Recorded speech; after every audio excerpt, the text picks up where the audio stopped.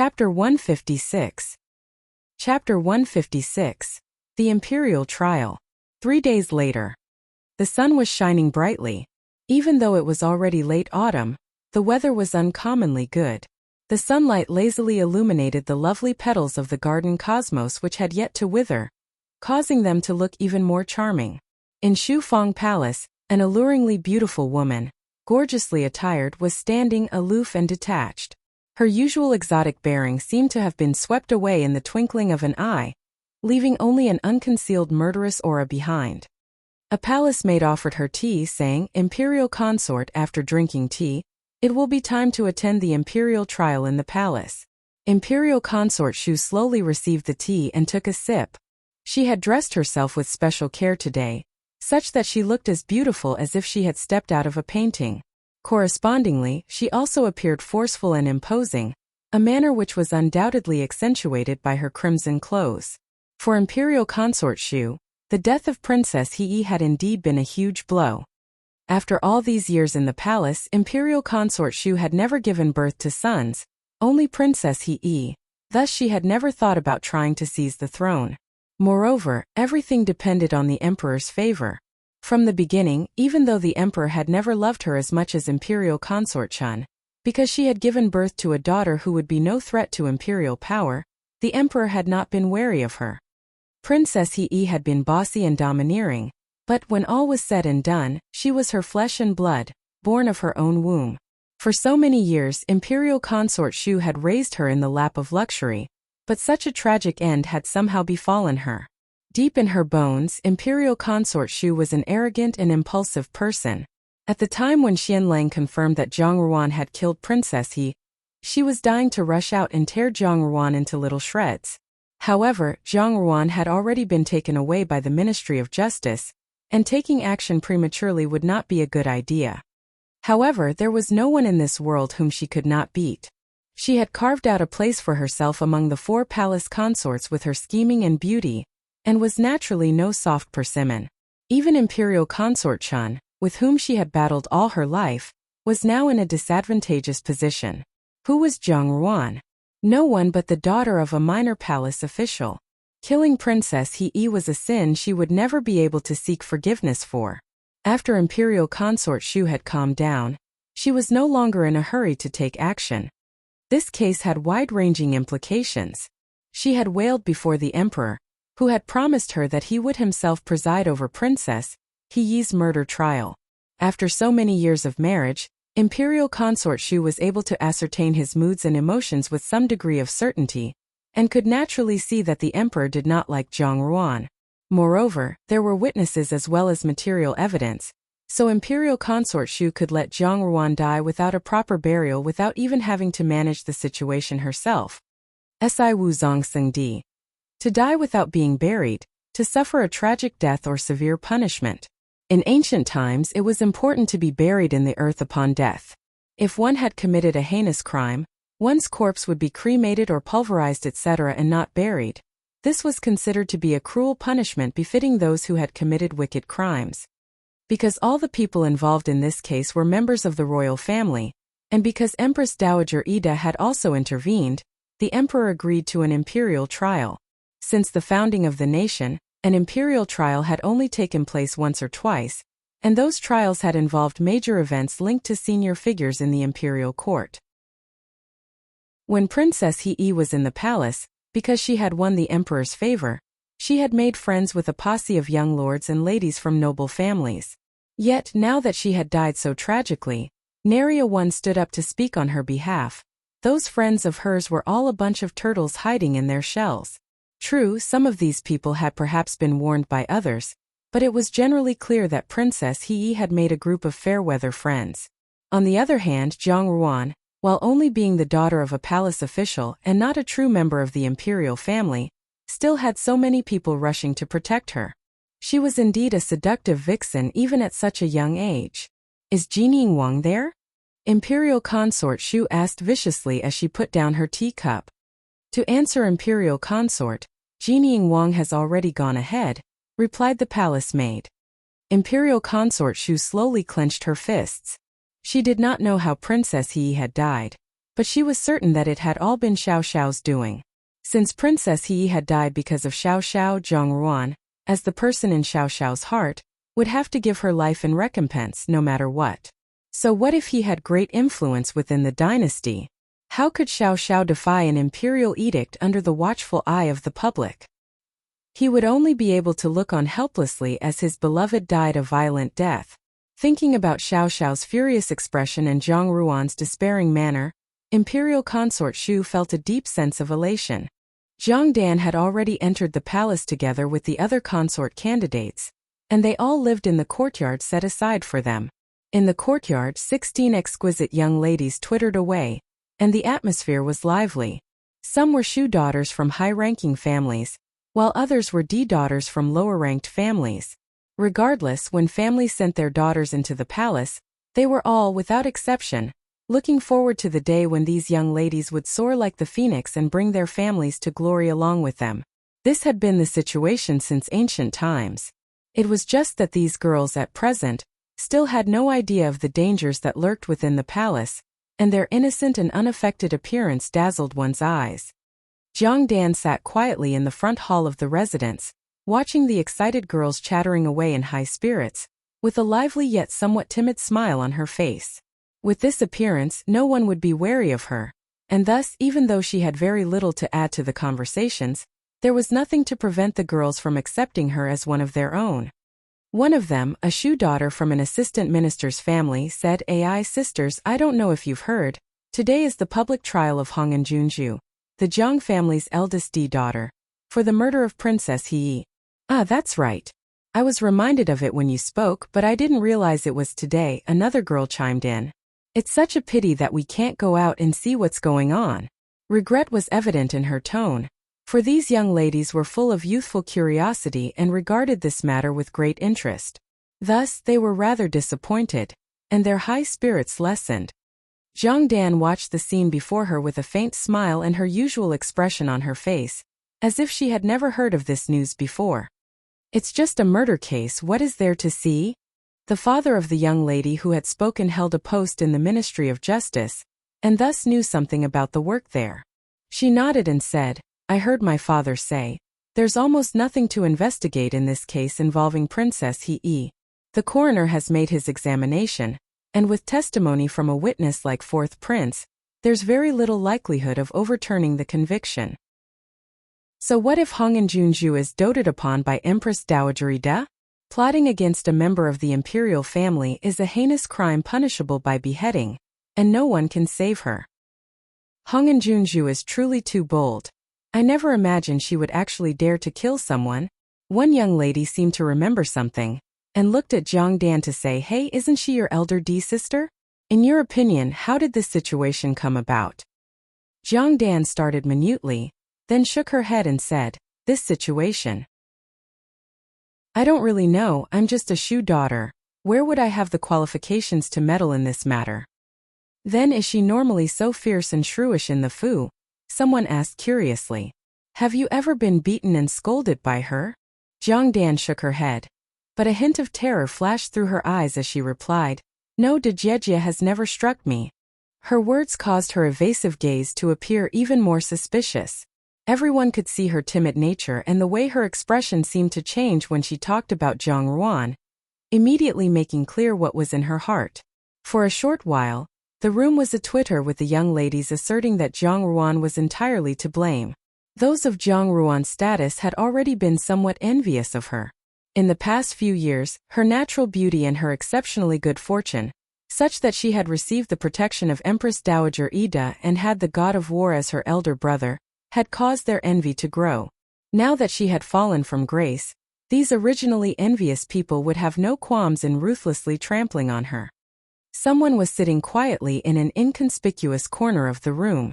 She was naturally dainty, but there was an element of indifference in her expression, and even several degrees of disdain. As she listened to everyone else chatter about Zhang Ruan, loathing showed in her face. This was no one else but Dong Yinger. In the end, she had still entered the palace. Looking at her now, it would seem that that which had originally seemed absolutely repulsive was at present no longer so challenging. There were so many beauties in the palace that it would take some luck for the emperor to remember her, let alone favor her. If the emperor never noticed her, such that she could die peacefully in the palace, that would also be a good thing. When Dong Yinger heard about Zhang Ruan murdering Princess He from her father, she had not believed that Zhang Ruan had done this. Not because of anything else, but that if Zhang Ruan were to murder someone, she would not be stupid enough to do it in front of fourth prince. Lord Mayor Dong was an intelligent man. When he was analyzing the different aspects of the case, Dong Yinger had heard one or two things, but she was now too far removed from Zhang Ruan. Now, sitting here, listening to these people disparage Zhang Ruan, and Zhang Dan's artfully posed slander, Dong Yinger only felt an uncomfortable churning in her stomach. If she followed the inclination of her natural temperament, and considered her friendship with Zhang Ruan, she would step forward to argue with these people. But now, she simply sat to the side, listening to the discussion with great detachment, with no thought of coming forward. What came to mind was when she was about to enter the palace, and she had sobbed and entreated Zhang Ruan to help her, but Zhang Ruan had stated that it had nothing to do with her. There was nothing permanent in this world. For some unknown reason, Dong Yinger felt a faint frisson of glee.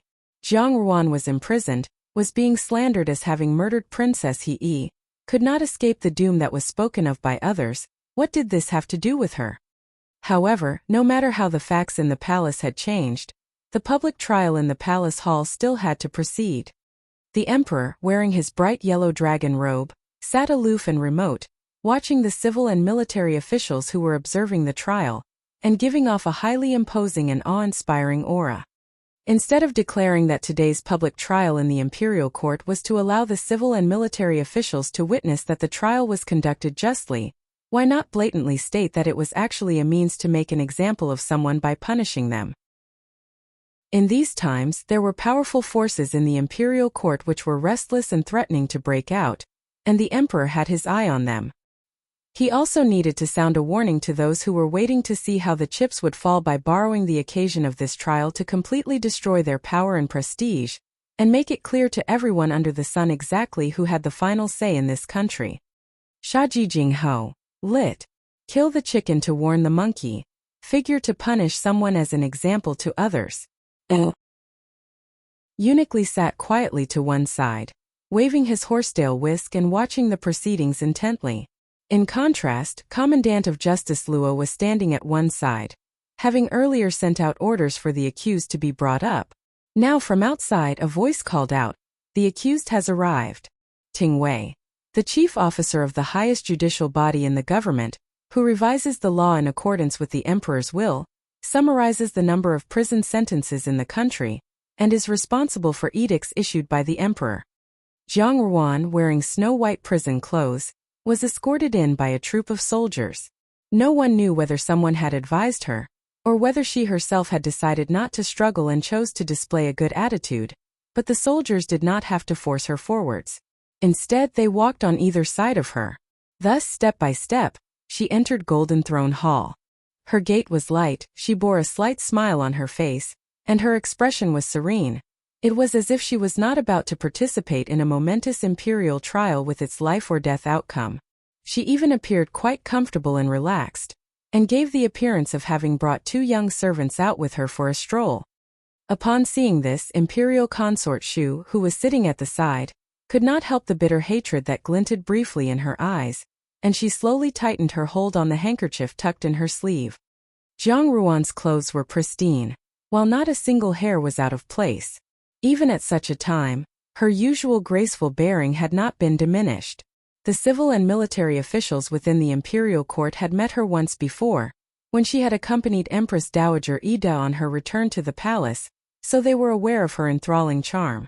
After not seeing her for a long time, her sudden appearance in Golden Throne Hall today was highly impactful. Even though she wore prison clothes, they set off her picturesque beauty even more, making her seem like an intoxicating and mesmerizing spirit. This young lady truly seemed to grow more beautiful with each passing day, and on this occasion she was disproportionately more lovely than when they had last seen her. For a moment, the younger court officials could only stare at her somewhat foolishly. Zhang Ruan walked past slowly, but her gaze was locked on the black-clad young man at the front of the numerous officials.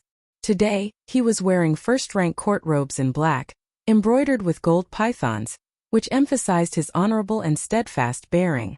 Even though there was a host of highly talented people in the hall, he was the one who drew everyone's attention. When he noticed Zhang Ruan's gaze, Xiao Xiao's eyes lit up with a smile. Such an expression added profound warmth and kindliness to his elegant and heroic visage. This unspoken communication between them did not escape the notice of Lu Min, who was focused on Zhang Ruan's every movement. He felt empty and bereft, an ache that was exceptionally hard to bear. The concern he had originally felt for Zhang Ruan transformed in a flash into something truly unbearable. He turned his head slightly to avoid having to witness this depressing scene. Xianli also stared fixedly at Zhang Ruan with a faint smile, gentle and refined, as if watching a prey who was about to fall into a trap, and looking like the cat that had got the cream. Xian Lang stood next to Xianli, his body slightly hunched, as if trying to avoid something. In people's eyes, it looked like this incompetent and cowardly fourth prince was terrified of being a witness for the first time. Zhao Guang furrowed his brows tightly as he looked at Zhang Ruan, his eyes reflecting his deep distress. This was their Zhao family's flesh and blood, imprisoned, and he, her maternal grandfather, could not do anything about it. Xiao Xiao had already greeted him earlier, and assured him that he had made arrangements to manage this matter.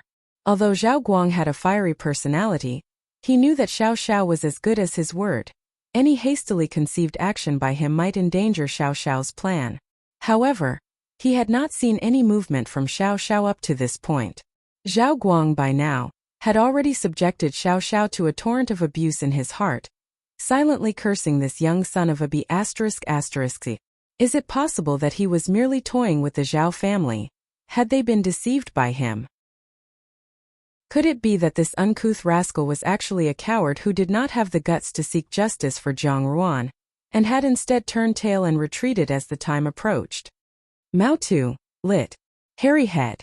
Used in ancient times to refer to a boy who had not yet come of age, and who thus wore his hair loose. In contrast to Zhao Guang, although Empress Dowager Ida was also concerned about Zhang Ruan, no sign of it showed in her face, which maintained its usual tranquil expression. It was just that her left hand, with its ruby guard, was swiping slowly over the edge of her chair with some unease. This was a habit with her. Whenever her heart was not at rest, she would unconsciously do this. Zhang Ruan had a special place in Empress Dowager Ida's heart. At the beginning, she had regarded Zhang Ruan as Princess Yuanrong, but after 3 years of interaction, she had some degree of genuine affection for her. Now Zhang Ruan was also the person in Xiao Xiao's heart. Empress Dowager Ida had a very clear idea of Xiao Xiao's temperament. Someone like him was not easily aroused to passion, but like his father, once this occurred, he would set his mind on that one person. Since he had committed to Zhang Ruan, he would definitely not allow her to fall into danger. Xiao Xiao was an intense person. Empress Dowager Ida did not interfere in the matter because she knew very well that Xiao Xiao had already made his arrangements in secret. She just did not know how ruthless his methods were. She only hoped Zhang Ruan's peaceful temperament would be able to steady and regulate him. Indeed, Empress Dowager Ida could not have known that, in certain situations, Zhang Ruan was 1,000 times more ruthless than Xiao Xiao. Hung and Junju. It was Commandant of Justice Luo who spoke on the Emperor's signal. You have murdered Princess He. This has been verified by both material evidence and human witness. Your heart has been shown to be impure and your motives sinister. You have plotted against a member of the imperial family, a crime of the highest order. What else can you have to say? When this case was handed over to the Ministry of Justice, the Imperial Court of Judicial Review had already investigated and heard the case. At that time, the criminal sentence had almost been handed down, but Zhang Ruan had adamantly refused to confess. Thereafter, they had had to resort to this imperial trial, which had delayed the passing of the sentence. Princess He was not murdered by me, Zhang Ruan stated. Her expression bore no trace of panic, and her words resonated powerfully, as if they were irrefutable. People always believe what they see right in front of them, so all those who had steadfastly held the view that Zhang Ruan was a murderer now began to waver slightly. People were always especially tolerant of beautiful ladies. What an excellent silver tongue. What an amazing seductress! Imperial Consort Shu sneered and continued, "You are so young, but you have such a malevolent heart. I have no idea how my Hiyi offended you, such that you would kill her like this. I am Hiyi's mother, and must seek justice for my child. Hong and Junju murderers must pay with their lives." In an abrupt change of topic, Imperial Consort Shu turned to the Emperor, her eyes misting over, and said, "Your Majesty, Hiyi is your daughter. For this concubine, for he who has died, you must be our judge." The Emperor lowered his eyes and glanced at Zhang Ruan, who was kneeling in the middle of the hall.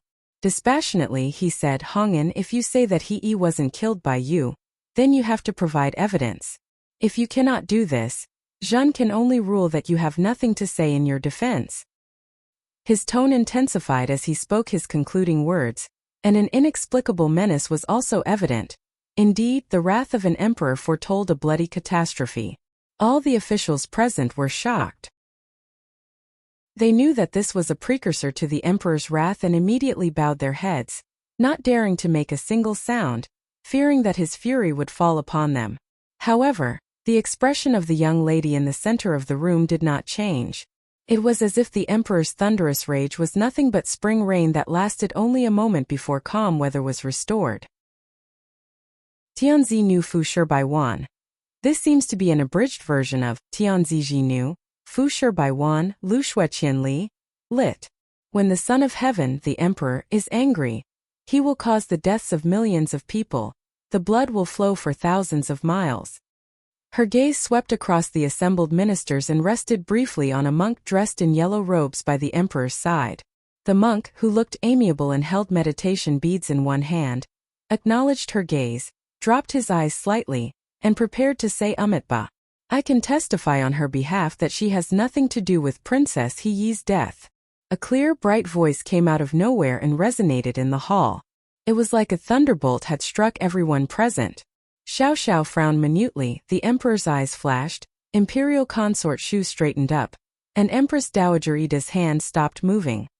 Zhang Ruan's eyes suddenly widened, her body trembled, and she turned her head in disbelief. Chapter 157. Chapter 157 Reversal. This earth-shattering announcement dropped into Golden Throne Hall like a rock thrown into a lake, immediately setting off a tsunami. And then a figure, small and ramrod straight, and shielded by a palace maiden and eunuch, entered with an unusual expression in his eyes. Who was it if not Xian Pei? Everyone stared at Xian Pei in amazement. This 13th prince was virtually ignored by everyone in the imperial court. Even if one said that Xian Lang was incompetent, he still had the backing of Imperial Consort Xian and would therefore not be bullied. In contrast, 13th Prince Xian Pei had been born of a lowly palace maid. Now that his birth mother had died, no one in the palace paid him any attention, and if it were not for people mentioning him occasionally, no one would ever remember that such a person even existed. Perhaps Xian Pei had dressed up especially for today's occasion, as he was wearing a lotus green brocade robe that he must have dug up from somewhere.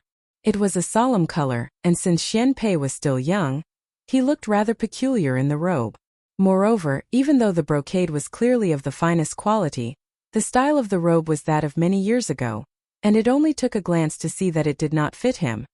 Even so, that small figure strode forward confidently, calm and steady despite his short stature.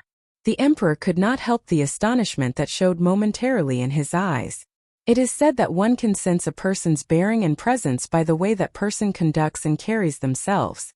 With his unexpected appearance before the officials and everyone present, it was obvious that this was not the weak prince born of a lowly maid, but one who possessed a magnificent bearing. It was such that those present began to imagine that in time this prince would not be someone without talent. Although he was so young, he already had a reserved and composed disposition. Furthermore, while it was true that all the members of the imperial family were blessed by heaven with innate traits, even at the same age Xianli could not come close to him. Xian Pei walked into the middle of Golden Throne Hall. Lifting up a corner of his robe, he knelt next to Zhang Ruan and said, "Imperial father, this subject can testify that Princess He was not killed by Hong and Junju." Zhang Ruan had been staring at the youth in front of her in astonishment. Looking at him at such close quarters, He was completely different from the boy who had been bullied previously. It was as if Xianpei had transformed into someone else by making himself appear more mature, thus making him seem exceedingly unfamiliar to her. Xianpei had always been timid due to his birth mother, and had also been subject to much humiliation within the palace. In her previous life, she had also entered the palace around this time, and had encountered Xianpei being bullied. At that time, she had comforted him with a few words, and this situation had somehow reached the emperor's ears. Thereafter, the emperor had handed Xianpei over to her to raise. In her previous life, she and Xianpei had depended on each other for survival. Xianpei had been the most sensible child she had ever met. Such a good child, but he could only, like her, be trapped in the depths of the palace. Xianpei had never even had the opportunities to flourish and display his talent in the court, unlike the other princes. Moreover, before Xianpei had met her, he had been abandoned and denied his birthright by someone with ulterior motives in the palace. Thus, although he was no longer a young child, he had the sensibility of one. Now, this child was an absolutely different character. His gaze contained nothing of the clingy dependency which had been seen in his previous life. He was clearly sober and calm. Xianpei had been born with natural advantages, and Li Dong had fancied him in her previous life because of his matchless good looks. At present, this child's appearance was certainly first-rate, and when he knelt together with Zhang Ruan, all the people in Golden Throne Hall could not help but be astonished, feeling that these two people were largely similar in bearing. Yet, on second thought, they were probably overthinking the resemblance. In contrast, there was a minute shift in expression in Xian Lang and Xian Li's gazes, as neither of them had imagined that Xianpei would appear. Although Xianpei was not favored, he still bore the title of prince, just as they did. In Xian Li's eyes, Xianpei was not even as significant as an ant, and his name was hardly ever heard of in the palace. In addition, this boy had deliberately been brought up to be useless from a young age, so there was absolutely nothing to fear where he was concerned. However, his appearance today fell like a bolt from the sky, and coupled with his saying that he wanted to speak on Zhang Ruan's behalf, was totally shocking to Xian Li. Xianpei's bearing and demeanor at present caused Xian Li great unease. The emperor looked at Xianpei with a complicated expression. He had never cared about this son. In the past few years, he could not even remember how many princes had died. There was no shortage of bleached bones in the palace. Perhaps it was heaven's punishment that, among his sons, every single one with some talent had the ambition of wild wolves. The others were utterly incompetent, just like the crown prince, who had, by nature, a shallow mind. If it were not for the emperor's secret protection, the crown prince would long ago have become the sacrificial victim in someone's power struggle. The emperor had no recollection of Xianpei's mother. Besides, in the palace, the princes born of lower-class origins were dispensable in the emperor's eyes, so he never spared them a thought. On seeing Xianpei appear all of a sudden, a feeling he could not quite understand arose in his heart. The appearance of this youth was like jade, and his features were extremely beautiful. Because he had lived in the palace for such a long time, his complexion was excessively fair, but due to his youth, he did not look wan and haggard. Rather, he was like a crystal doll. He had inherited the royal family's naturally good bearing, and had mastered the art of displaying that bearing exceedingly well. Even though he had made very few public appearances all these years, somehow, that innately noble demeanor had not been diminished. Most importantly, from the time he had walked in, he had looked directly at the emperor. His tone had been deferential but not weak, and his attitude calm and unhurried without being conceited. How was this in keeping with a boy as young as he was? He seemed much older and wiser than his youthful age. The emperor suddenly realized that he might have neglected a potentially outstanding prince for so many years. Oh! Xiao Xiao frowned minutely. He could clearly see that the way Zhang Ruan was regarding Xianpei was somewhat unusual. Although she was making a concerted effort to conceal it, she was not entirely successful. The members of the genie guard he had placed within the palace had naturally heard of 13th Prince's circumstances. A useless prince whose upbringing had been deliberately negligent. How had he changed so drastically overnight? Earlier, at the time when the incident of Zhang Ruan helping Xianpei had been reported to him by the genie guard, Xianpei had still been a weak prince bullied by palace maids. Now, he was conducting himself in a very fitting manner, and was a completely different person. Just by observing the palace maid and eunuch who had entered with Xianpei, their proper behavior, without a hint of overstepping boundaries, was clear evidence that they truly respected their master. He had initially thought that Xianpei's appearance was by Zhang Ruan's arrangement, but now, judging from Zhang Ruan's confused expression, this did not seem to be the case. What was this 13th prince up to? Xiao Xiao paused in his observations. He did not know if he was being delusional, but he had always thought that Xianpei's actions and bearing were similar to Zhang Ruan's, almost exactly so. The emperor deliberated for a long time before slowly saying, So what is your testimony? When the incident happened that day, this subject was also at Mufeng Pavilion and personally saw Princess He being dragged to the chair by two palace maids. At first, this subject thought they were simply having fun. Then this subject saw Hong and Junju arrive and go up to them to make inquiries, at which point Princess He collapsed. At that time, everything happened so abruptly that this subject was uneasy and perplexed, so I quietly stole away without anyone noticing.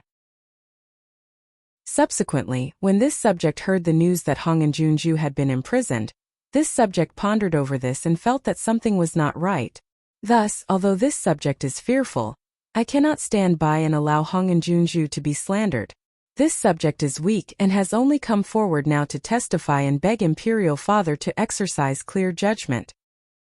As soon as these words were uttered, everyone present took a deep breath. What did 13th Prince mean by these words? He was present at the scene and could bear witness. 4th Prince Xianlang had also said he had seen what had happened with his own eyes. With these words, Xianpei was unequivocally accusing Xianlang of lying. Xianlang's face changed drastically. Naturally, he knew this was a serious matter. Since Xianpei had said this, the water had turned incredibly muddy, but he had no recourse but to wade in it even if he did not want to. Moreover, no matter what happened, Xianlang had incurred the emperor's suspicion as a result of Xianpei's statement. Who was Xianpei? He was still a young boy, and no matter how calm and unflustered he showed himself to be, it was not possible to refute his age. People would think that children have no need to lie, but it was not the same for him. Before Xianlang could attempt to exonerate himself, Imperial Consort Shu interjected impatiently. Do you know what you are saying? 4th Prince also saw everything with his own eyes. Aren't you wrongfully accusing 4th Prince with your words? Imperial Consort Shu's heart was already full of hatred for Xianpei. How could this low-class prince born of a palace maid actually collude with Zhang Ruan to absolve her? Since matters were like this, it was time to throw this 13th prince into the deep end, and let him pay the price for what he had done. Empress Dowager Ida looked at Xianpei in puzzlement. When she had seen Xianpei at first, she had also felt somewhat astonished, and thought it was all Xiao Xiao's doing. She had even wondered when Xiao Xiao had established a relationship with Xianpei. Then when she observed Xianpei's clear and distinct words, not at all like what was said of him in the palace, she felt a little comforted. She trusted Xiao Xiao's moral character, and since Xianpei was the one Xiao Xiao had chosen, he would be all right. Moreover, among all these princes, one who had some ability and was not greedily ambitious was indeed rare. Immediately, Empress Dowager Ida shot Imperial Consort Shu a dispassionate glance while saying, "The facts have not yet been clearly determined, Imperial Consort Shu. Ijia thinks you are overstepping." Imperial Consort Shu did not dare to offend Empress Dowager Ida, so she reluctantly shut her mouth, but she was quietly scheming how to lure Xianpei into the water. The emperor eyed Xianpei. Although he disliked how Xianpei was testifying on Zhang Ruan's behalf, he still said, "Oh, you surely know that what you and 4th Prince are saying are not quite the same." To reply to Imperial Father, this subject does not know what 4th brother has said. However, this subject saw that 4th brother was also there when the palace maid supported Princess He to Mufeng Pavilion. This subject also heard what 4th brother said to Hong and Junju. Xianpei's voice was clear and bright, a contrast to the more solemn tones of an adult male, and he possessed a cogent vitality that belonged to those who were young. Hearing his voice caused people to be at peace, and to feel that his words were trustworthy. Xianlang clenched his fists tightly, only to hear the emperor ask, What did he say? Zhang Ruan glanced at Xian Pei. Up to this point, she had also been rather uncertain as to whether Xian Pei was actually there at Mufeng Pavilion that day. In her opinion, Xian Pei's appearance today was too bizarre. Moreover, because of his unexpected appearance, there was no way to continue with what she had entrusted Huiju to do. Xian Pei should not have been there that day. What caused her even more suspicion was how, in such a short period of time, Xian Pei had become a completely different person. What on earth had happened? This subject heard fourth brother tell Hong and Junju. When fourth brother raises the issue of marriage with imperial grandmother, Hong and Junju should not decline. Otherwise Hong and Junju would not be able to escape a crime punishable by beheading, said Xian Pei loudly. With these words, silence fell instantly upon Golden Throne Hall, a silence so absolute that one could hear a pin drop. Xian Lang's complexion turned deadly pale, and he immediately looked at Xian Li's expression. Zhang Ruan was also stunned, following which, she could not stop the laughter which arose in her heart. From this, it was evident that Xian Pei had never gone to Mufeng Pavilion that day. However, one could not deny that Xian Pei's words had been brilliant. The moment they were voiced, not only had the emperor's expression changed slightly, even Xian Li's expression was no longer that natural. Xian Lang had initially committed murder and shifted the blame for Xian Li's sake. The ultimate objective was to have Zhang Ruan marry into Xian Li's fu. However, Xian Pei's words had revealed yet another meaning. Xian Lang wanted to marry Zhang Ruan himself. On the surface, Xian Li seemed generous and good-natured, but was in reality full of doubt and suspicion. It would be impossible for him not to suspect that Xian Lang was merely paying him lip service by appearing to adhere to his purposes while in actual fact using another method. Although Xian Lang was incompetent, he had Imperial Consort Xian's support and protection. Now that Imperial Consort Chen had lost power, this was the best time for Xian Lang to seize an opportunity to raise his own status. After all, if Zhang Ruan were married to Xian Lang, the benefits she could have brought to Xian Li could also be given to Xian Lang. It was not implausible that Xian Lang had truly harbored other thoughts. Xian Lang's eyes flickered slightly, but he was not as calm as before. He and Xian Li had schemed and plotted for so many years, and so Xian Lang would know exactly what Xian Li was thinking. For a moment he was furious at Xian Pei's plan to drive a wedge between them. Under the watchful eyes of so many people, there was no way for him to explain the situation to Xian Li. With a heart full of anxiety, he strode to the center of the hall and fell to his knees with a piu dong before the emperor. Enlightened imperial father, this subject has been wronged, Xian Lang said, his voice resonating with incomparable pain.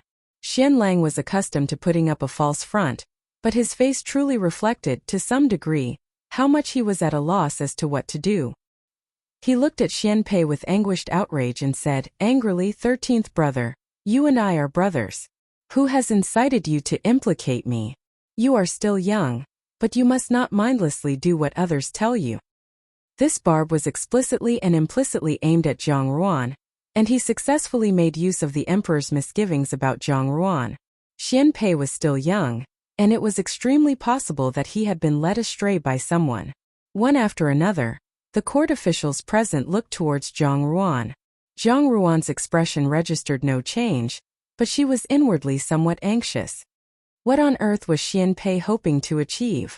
She did not want Xian Pei to be involved in this matter, but his performance today had already attracted the attention of quite a few people within the imperial court, such as Xian Li, who would definitely take notice of Xian Pei's unusual behavior.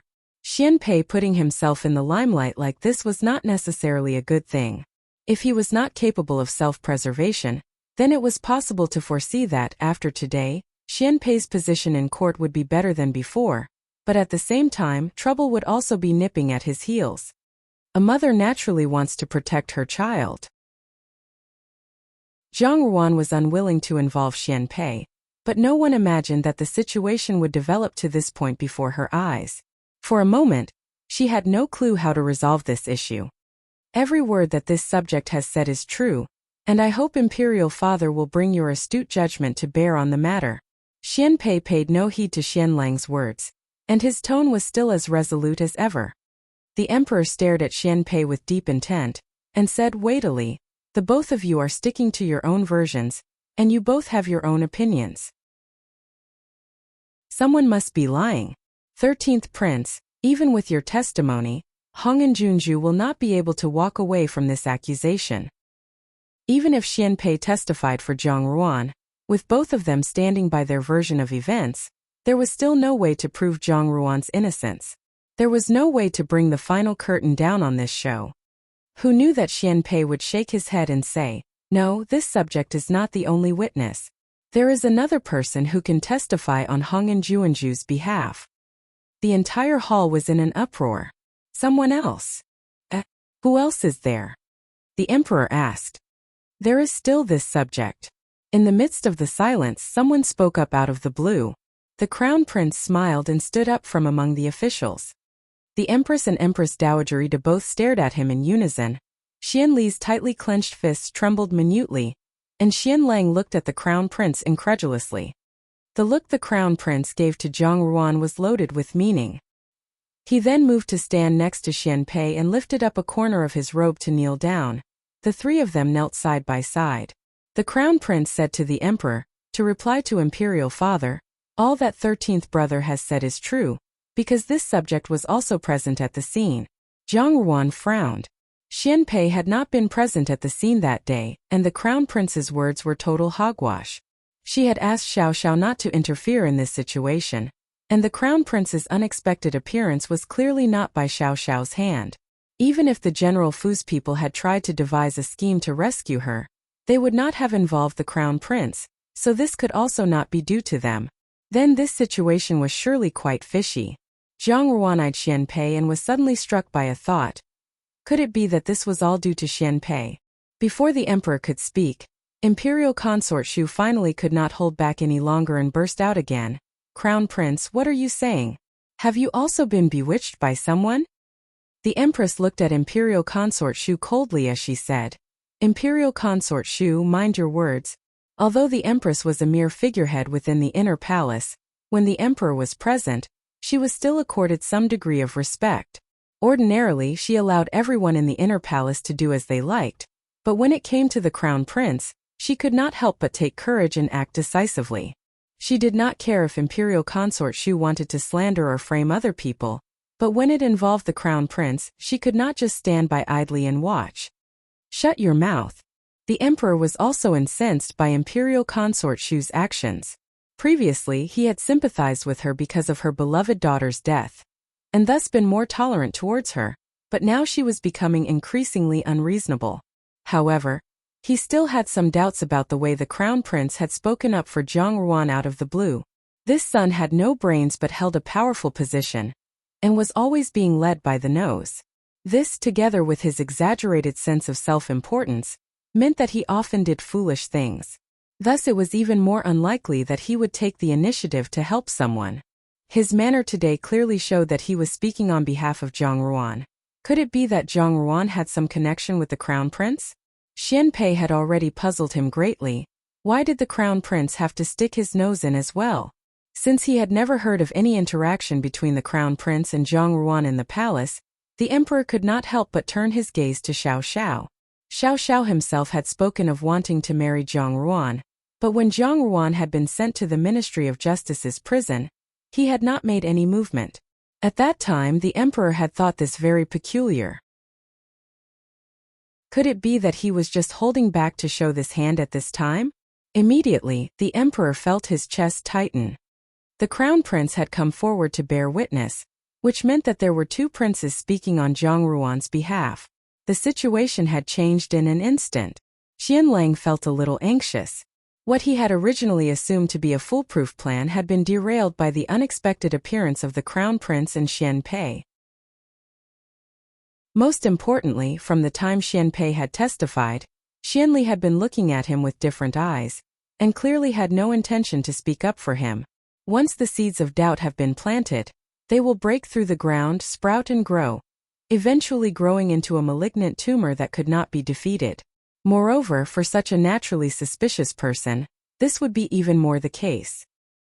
He faced the emperor and immediately kowtowed, banging his head repeatedly on the ground, dong dong dong, while saying, Imperial Father, this subject has only spoken the truth. This subject does not dare to deceive Imperial Father. Imperial father, kindly pass judgment. The crown prince glanced indifferently at Xianlang before saying, "Fourth brother, what are you saying? Can it be possible that this prince and 13th brother have colluded to frame you?" Some of the court officials were looking at them in bewilderment. The crown prince and Xianlang were usually on good terms. How did it come to be that they were at loggerheads today? Still, Xianlang was fully aware that ever since Zhang Ruan quietly said something to the crown prince had deliberately kept him at arm's length, and even demeaned him and caused trouble. Xianlang knew that this current situation must have something to do with Zhang Ruan, and because of this, Xianlang viewed Zhang Ruan with some trepidation. At present, the crown prince was putting pressure on him with no room to maneuver. Imperial consort Xian was absent, and Xianli was not saying anything, so he could only grit his teeth and endure. The crown prince stated to the emperor that day, this subject encountered 13th brother while walking along and decided to visit Mufeng Pavilion on a whim, then unexpectedly observed the scene which 13th brother described just now. At that time, this subject was also extremely frightened, but now, watching 13th brother having the guts to come forward and testify despite his young age, this subject realizes that behaving like a tortoise with its head in its shell is not befitting of imperial father's son. Thus, this subject has come forward to testify for Hong and Junju. This stream of nonsense, in keeping with the image of a foppish dandy, rendered the officials present speechless, especially as they had previously experienced the crown prince's way of doing things. The emperor held back his anger and was about to speak, when he heard the crown prince continue, because there are many doubtful points in this case, this subject has brought someone else to help. With this person's aid, it should not be difficult to resolve this case satisfactorily. Who? The emperor asked heavily. Guards, the crown prince called out loudly. Escort Jinling divine physician Xiaoan. Following the eunuch's announcement, a man strolled unhurriedly into the hall, dressed in long robes of fresh, cool blue.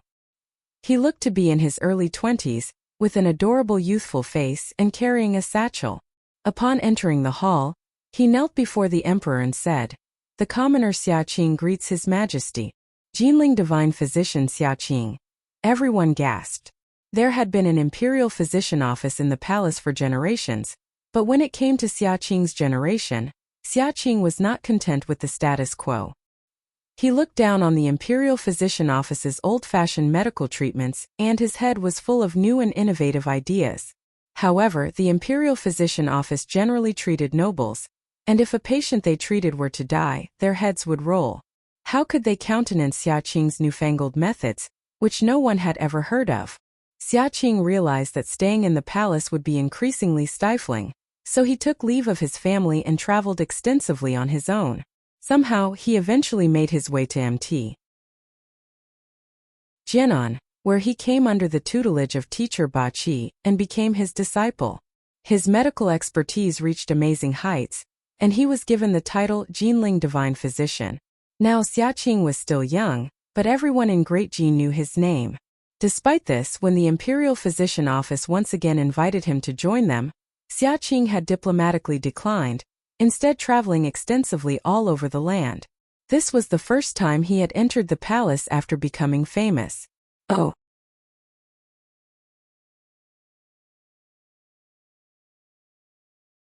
Chapter 158. Chapter 158, The Curtain Falls. The emperor's expression was inscrutable as he asked, "What did you discover?" The crown prince simply smiled and looked at Xia Qing to say, "Divine physician Xia, kindly tell imperial father what you have discovered." With clasped hands, Xia Qing quickly moved to greet the emperor respectfully before saying, "To respond to your majesty, when this commoner observed the corpse of Princess I found that the corpse's expression was slightly off. There was something strange about the livor mortis, and the corpse's color was even more peculiar. Those who practice medicine must be scrupulously attentive to detail, and must not make even the smallest of mistakes. Although Princess He was a member of the imperial family, normally it would be overstepping boundaries for this commoner to look closely at the corpse, but one cannot be the slightest bit careless in handling matters. For medical practitioners, it is especially taboo to miss the big picture by focusing only on one aspect, and so this commoner was so bold as to take a good look at the corpse. From this commoner discovered that Princess He's lips were bluish-black, there were small rashes on her body, her forelimbs were not stiff, and her hair was matted together. Guanzhong Kue Bao. Lit. To look at a leopard through a narrow tube, and therefore see only one aspect of it. Figure to miss the big picture. This man was clearly obsessed with medicine, long-windedly spouting a heap of phrases which the entire hall could not make head nor tail of. Xia Qing himself was unaware of the situation, describing the symptoms with gusto and deadly earnestness. Even the emperor's face betrayed his growing impatience. Finally, after Xia Qing had finished detailing all his doubts about Princess Heyi's corpse, he said, "From these observations, this commoner knows that Princess He used a kind of xianji powder. This powder is colorless and odorless, and once ingested and activated by burning spiced incense, it is possible to preserve the freshly deceased appearance of a corpse." When this commoner smelled the fragrance of the incense on Princess Heyi's corpse, this commoner came to the conclusion that xianji powder was used on her. Xianji san. Lit. Fresh/bright flesh powder. Rubbish. Imperial Consort Shu burst out. What xianji powder? He was clearly murdered by Jiang Ruan. Imperial Consort, please don't be too hasty, Xia Qing said. With grave composure, he continued, this commoner knew that this was fishy, and used the method master taught to purge the xianji powder from Princess Heyi's corpse. After the removal of that drug which hid the truth from our eyes, the corpse could no longer lie, and the true time of death was revealed. This commoner observed that Princess Heyi's wound had turned green, and gauging the time of death was at least a day earlier than the time determined by the coroner. As soon as these words were uttered, Golden Throne Hall erupted into chaos. Xia Qing's words intimated that Princess He had died long before Jiang Ruan went to Mufeng Pavilion. If this was the case, the murder charge against Jiang Ruan had no basis at all. On the contrary, what Xian Pei and the Crown Prince had just said was true. Moreover, on thinking further about what Xian Pei had said, that the palace maids had brought Princess He to Mufeng Pavilion and Xian Lang had also been present, why else would he be with Princess Heyi's corpse? Wasn't it highly likely that Princess Heyi had been killed by him? And this situation was his grand performance to cover up his crime and shift the blame to someone else. Zaihan Zhuazai. Lit. A thief yelling catch the thief. Fig to accuse somebody of a theft and try to sneak away oneself / to cover up one's misdeeds by shifting the blame onto others. Xian Lang's expression had changed drastically. The appearances of the Crown Prince and Xian Pei had truly come out of nowhere, sending his mind into some disarray. Furthermore, the unexpected appearance of Xia Qing had completely derailed his plans. After all, Xian Lang was not very smart, and had always relied on Xian Li to back him up in the palace. Who knew that an estrangement would arise between him and Xian Li such that, at present, Xian Li clearly intended to look on without lifting a finger. Xian Lang was in turmoil. He could not think of any way out. He could only say futilely, "No, you're lying. I saw Princess Heyi die by her hand with my own eyes.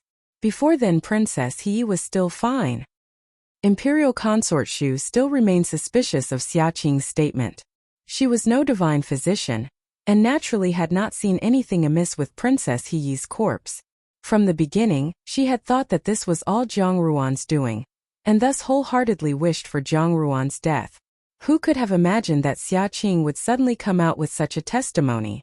If what Xia Qing said was true, that Princess Heyi had died a day before the incident at Mufeng Pavilion, then who was the actual killer?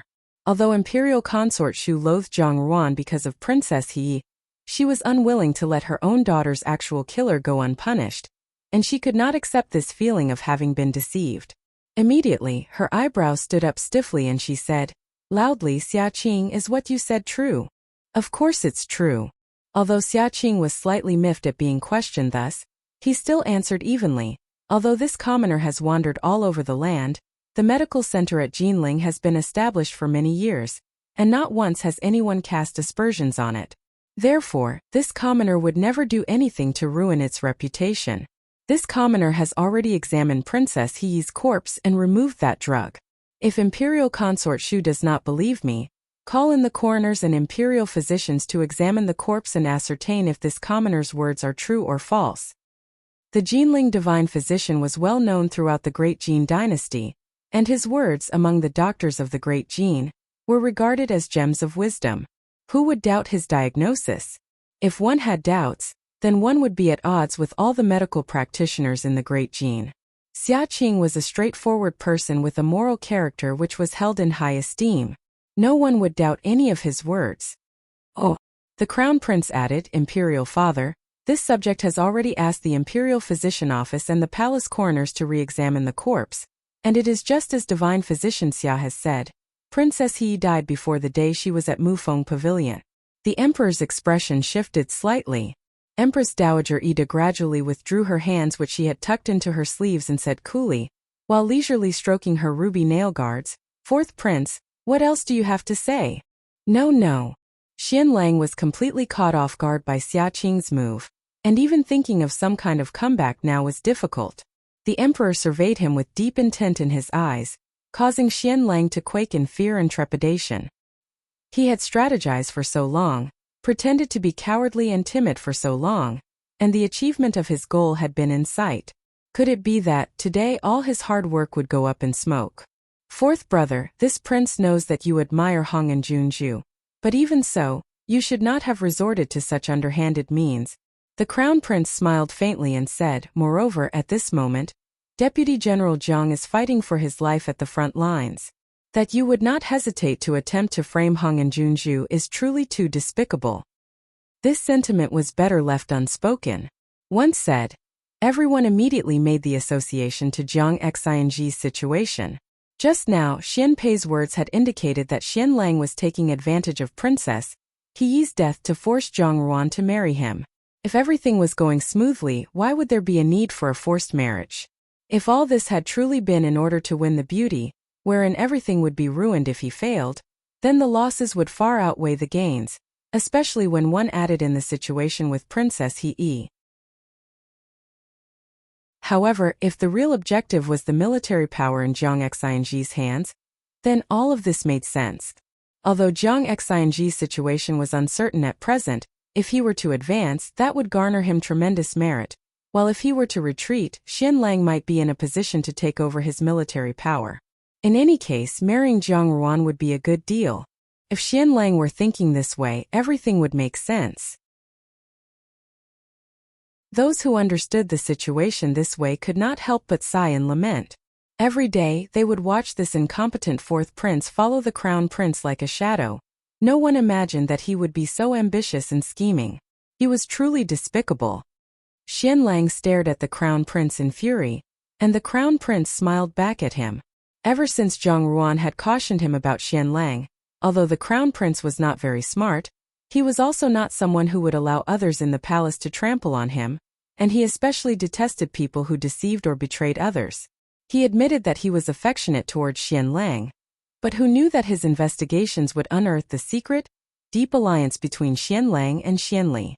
When he thought about how Xian Lang had originally played the part of the loving and respectful younger brother, the crown prince felt as disgusted as if he had swallowed a fly.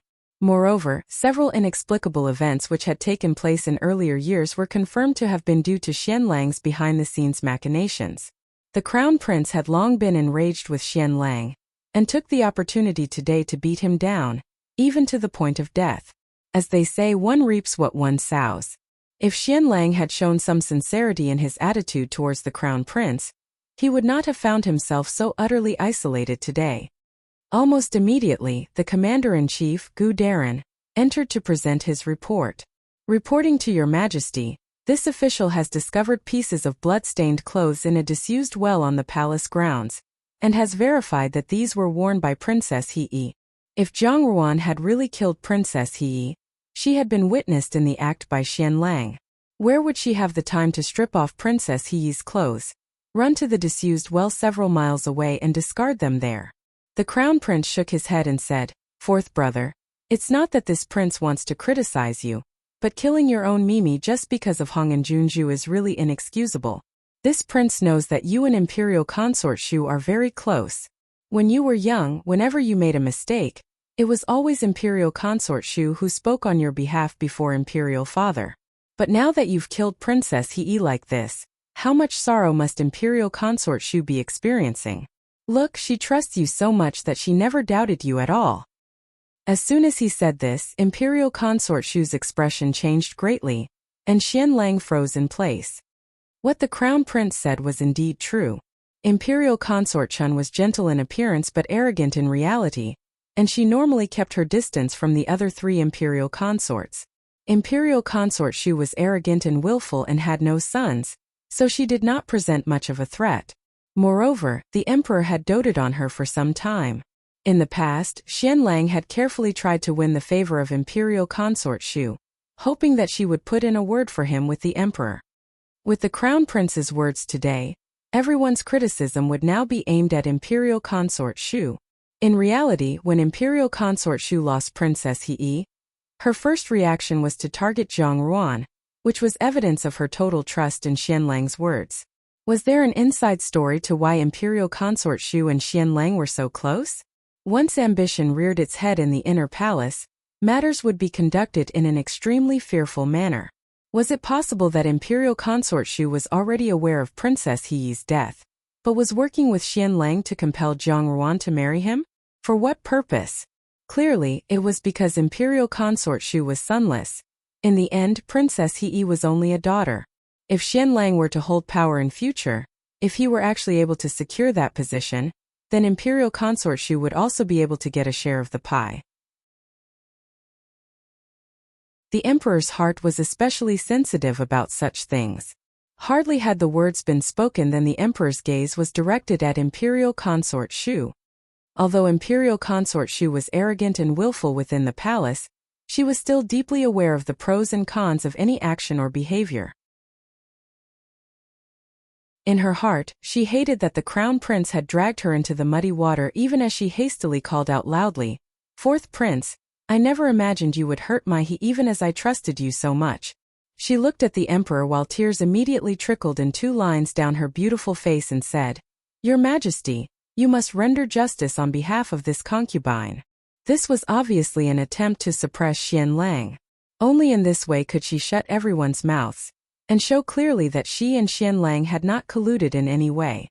Thus far, Xianlang had found himself without a single ally. The Emperor called out in agitated fury, "Guards! Take 4th Prince away to the Ministry of Justice prison. This case will be heard tomorrow." "No, Imperial Father, it wasn't me." Xianlang heard this statement pronounced before he could even think of a countermeasure. He immediately panicked and could only plead for mercy even as he voiced his grievances. However, by this time, anything more that he had to say was too late to help him. The Crown Prince, Xianpei and Xiaqing and even Gu Darren had almost confirmed that he was lying. Moreover, Xianpei's divisive testimony had completely silenced Xianli at this critical time. Or it could be that Xianli had never intended to help. After all, sacrificing his rook to win the game was his usual modus operandi. Empress Dowager sighed deeply and said, "Unworthy descendants, full of nonsense." If news of today's personal trial before the imperial court and the happenings within the hall were to get out, everyone would be laughing. This was a scandal involving the imperial family. What Xianlang had done would surely blacken the imperial family's reputation. He had almost trampled on the emperor's name. Imperial Consort Shu sat limply on her chair. She had initially thought that everything was Zhang Ruan's doing. Now that it had been confirmed that Xianlang was the guilty party, she loathed Xianlang with a passion while simultaneously being deeply worried about her own future. Princess He had already died. She had been in the palace for so many years, but she had been unable to bear more children. Moreover, with newcomers about to enter the palace, what of the emperor's favor was there left for her to gain? She had no backer to rely on, and the emperor now viewed her with some suspicion. Imperial Consort Chun, who was doted upon by the emperor so extensively at the beginning, almost to the point where one could say she possessed half the emperor's heart, who was the darling of the emperor's harem, so what?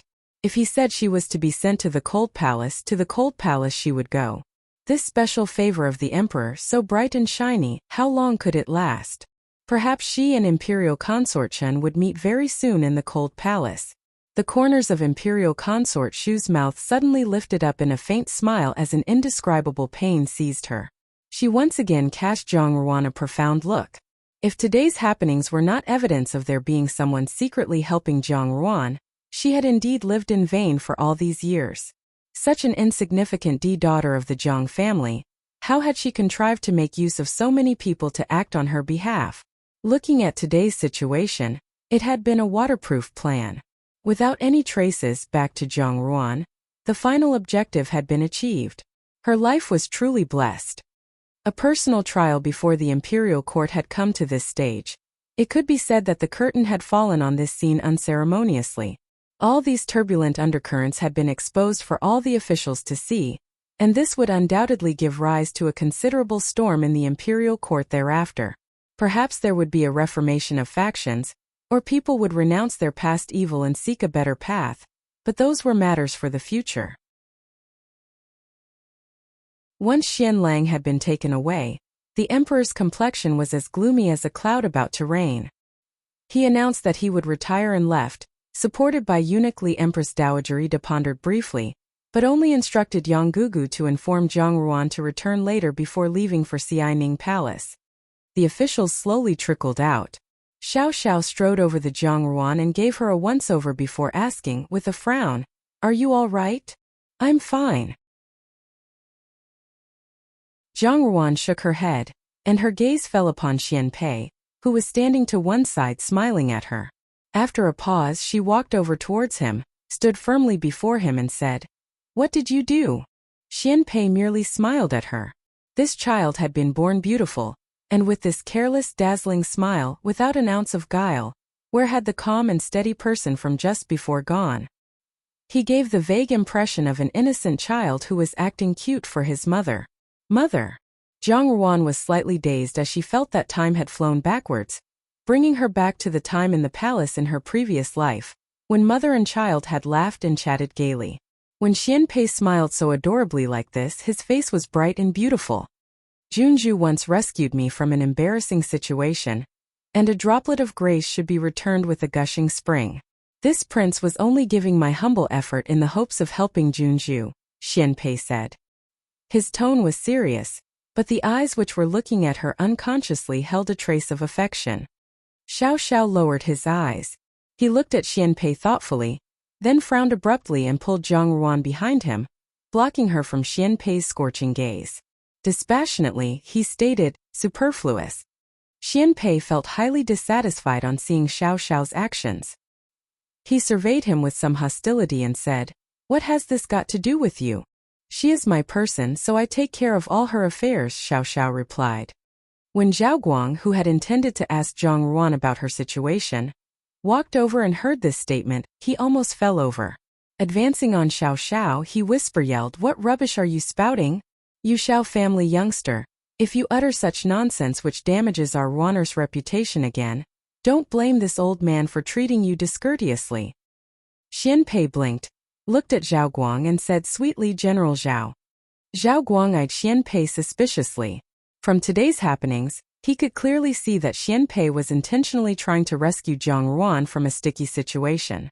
Moreover, this 13th prince, who hardly ever featured in any form of rumor or gossip, was definitely not as simple a character as he looked.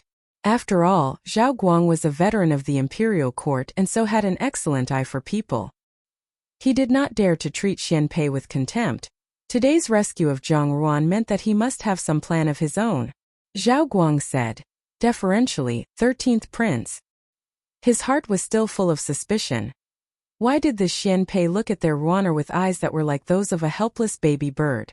If he was lacking maternal love, he should look for the Empress or Empress Dowager. Why look to Zhang Ruan? She was still young and unmarried. The Crown Prince had also walked over. He glanced at Zhang Ruan, then glanced at Xian Pei meaningfully before saying, "Congratulations, Junju, for having survived a crisis without mishap. Many thanks to your Majesty, Crown Prince, for speaking out on the side of justice." Zhang Ruan responded with a slight smile. The Crown Prince smiled and said, "No need for courtesy. If you have to thank someone, then you should thank 13th brother." 13th brother and this prince were only collaborating for a mutually beneficial objective. "He's very good to you." Having said this, he departed without looking back. Jekasuksu. Each takes what he needs. His remarks rendered everyone a little shocked. Xiao Xiao looked over at Xia Qing, who was still standing at one side organizing his medicine chest, and said, "Fifth brother Xia. Wu." 5a Xiaqing is the fifth of the disciples mentioned in earlier chapters. Xiaqing was momentarily startled, as if he had only just seen Xiao Xiao. He dashed over, stood in front of Xiao Xiao and hollered, "Third brother." The two of them had been teacher Ba Qi's disciples on Mt Jianan and shared a brotherhood. Unlike Xiao Xiao, whose knowledge of traditional Chinese medicine 6 was limited to what was essential to keep someone alive, Xiaqing was a true medical scholar who had read through all of Mt Jianan's medical books several times. As the saying goes, heaven rewards diligence, so Xiaqing had inherited a fine legacy. 6. Qi Huang Jishu. Lit. The technique of Qi Huang. This is also known as the Yellow Emperor's Classic of Internal Medicine, and is the most authoritative classic of Chinese traditional medicine. Huang refers to the Yellow Emperor, Qi refers to Qi Bo. According to legend, the Yellow Emperor used to sit down with officials like Qi Bo, who seems to have been an expert in various fields, and Lei Gong, another significant name in Chinese medicine, and discuss medical issues such as the diagnosis and treatment of various ailments. Later generations, out of respect, associated the names of Qi Bo and the Yellow Emperor with Chinese traditional medicine. At this moment, this baby-faced youth looked excited, but Xiao Xiao said coldly, "Why did you enter the palace?" "The crown prince asked me to do so," Xiaqing replied. "He told me that he would give me the palace's Shernan medical guide, as long as I entered the palace to perform an autopsy." "Third brother, don't you know Master says this book records the injuries and agonies experienced by the human skeleton, and it is extremely hard to find. I searched for it for so long but never laid eyes on it. Who would have thought that it would be in the palace? The minute I heard the crown prince make this offer, I flew here as fast as I could. I had to know." Once Xiaqing started talking about medical books, his words tumbled out of his mouth 19 to the dozen, completely disregarding the astonished looks thrown his way by everyone around him. Xiao Xiao cut him off to ask, "Why did the crown prince ask you to conduct an autopsy?" "I don't know," Xiaqing replied. Looking around him, he continued, "But third brother, I never imagined that you would be here too. Why don't we call for seventh brother Qi and have a drink together?" It seemed that Xiaqing was the only one who was not the slightest bit affected by the atmosphere which had prevailed just recently. Xiao Xiao glanced at Zhang Ruan, who nodded minutely. Xiao Xiao turned back and said, "All right."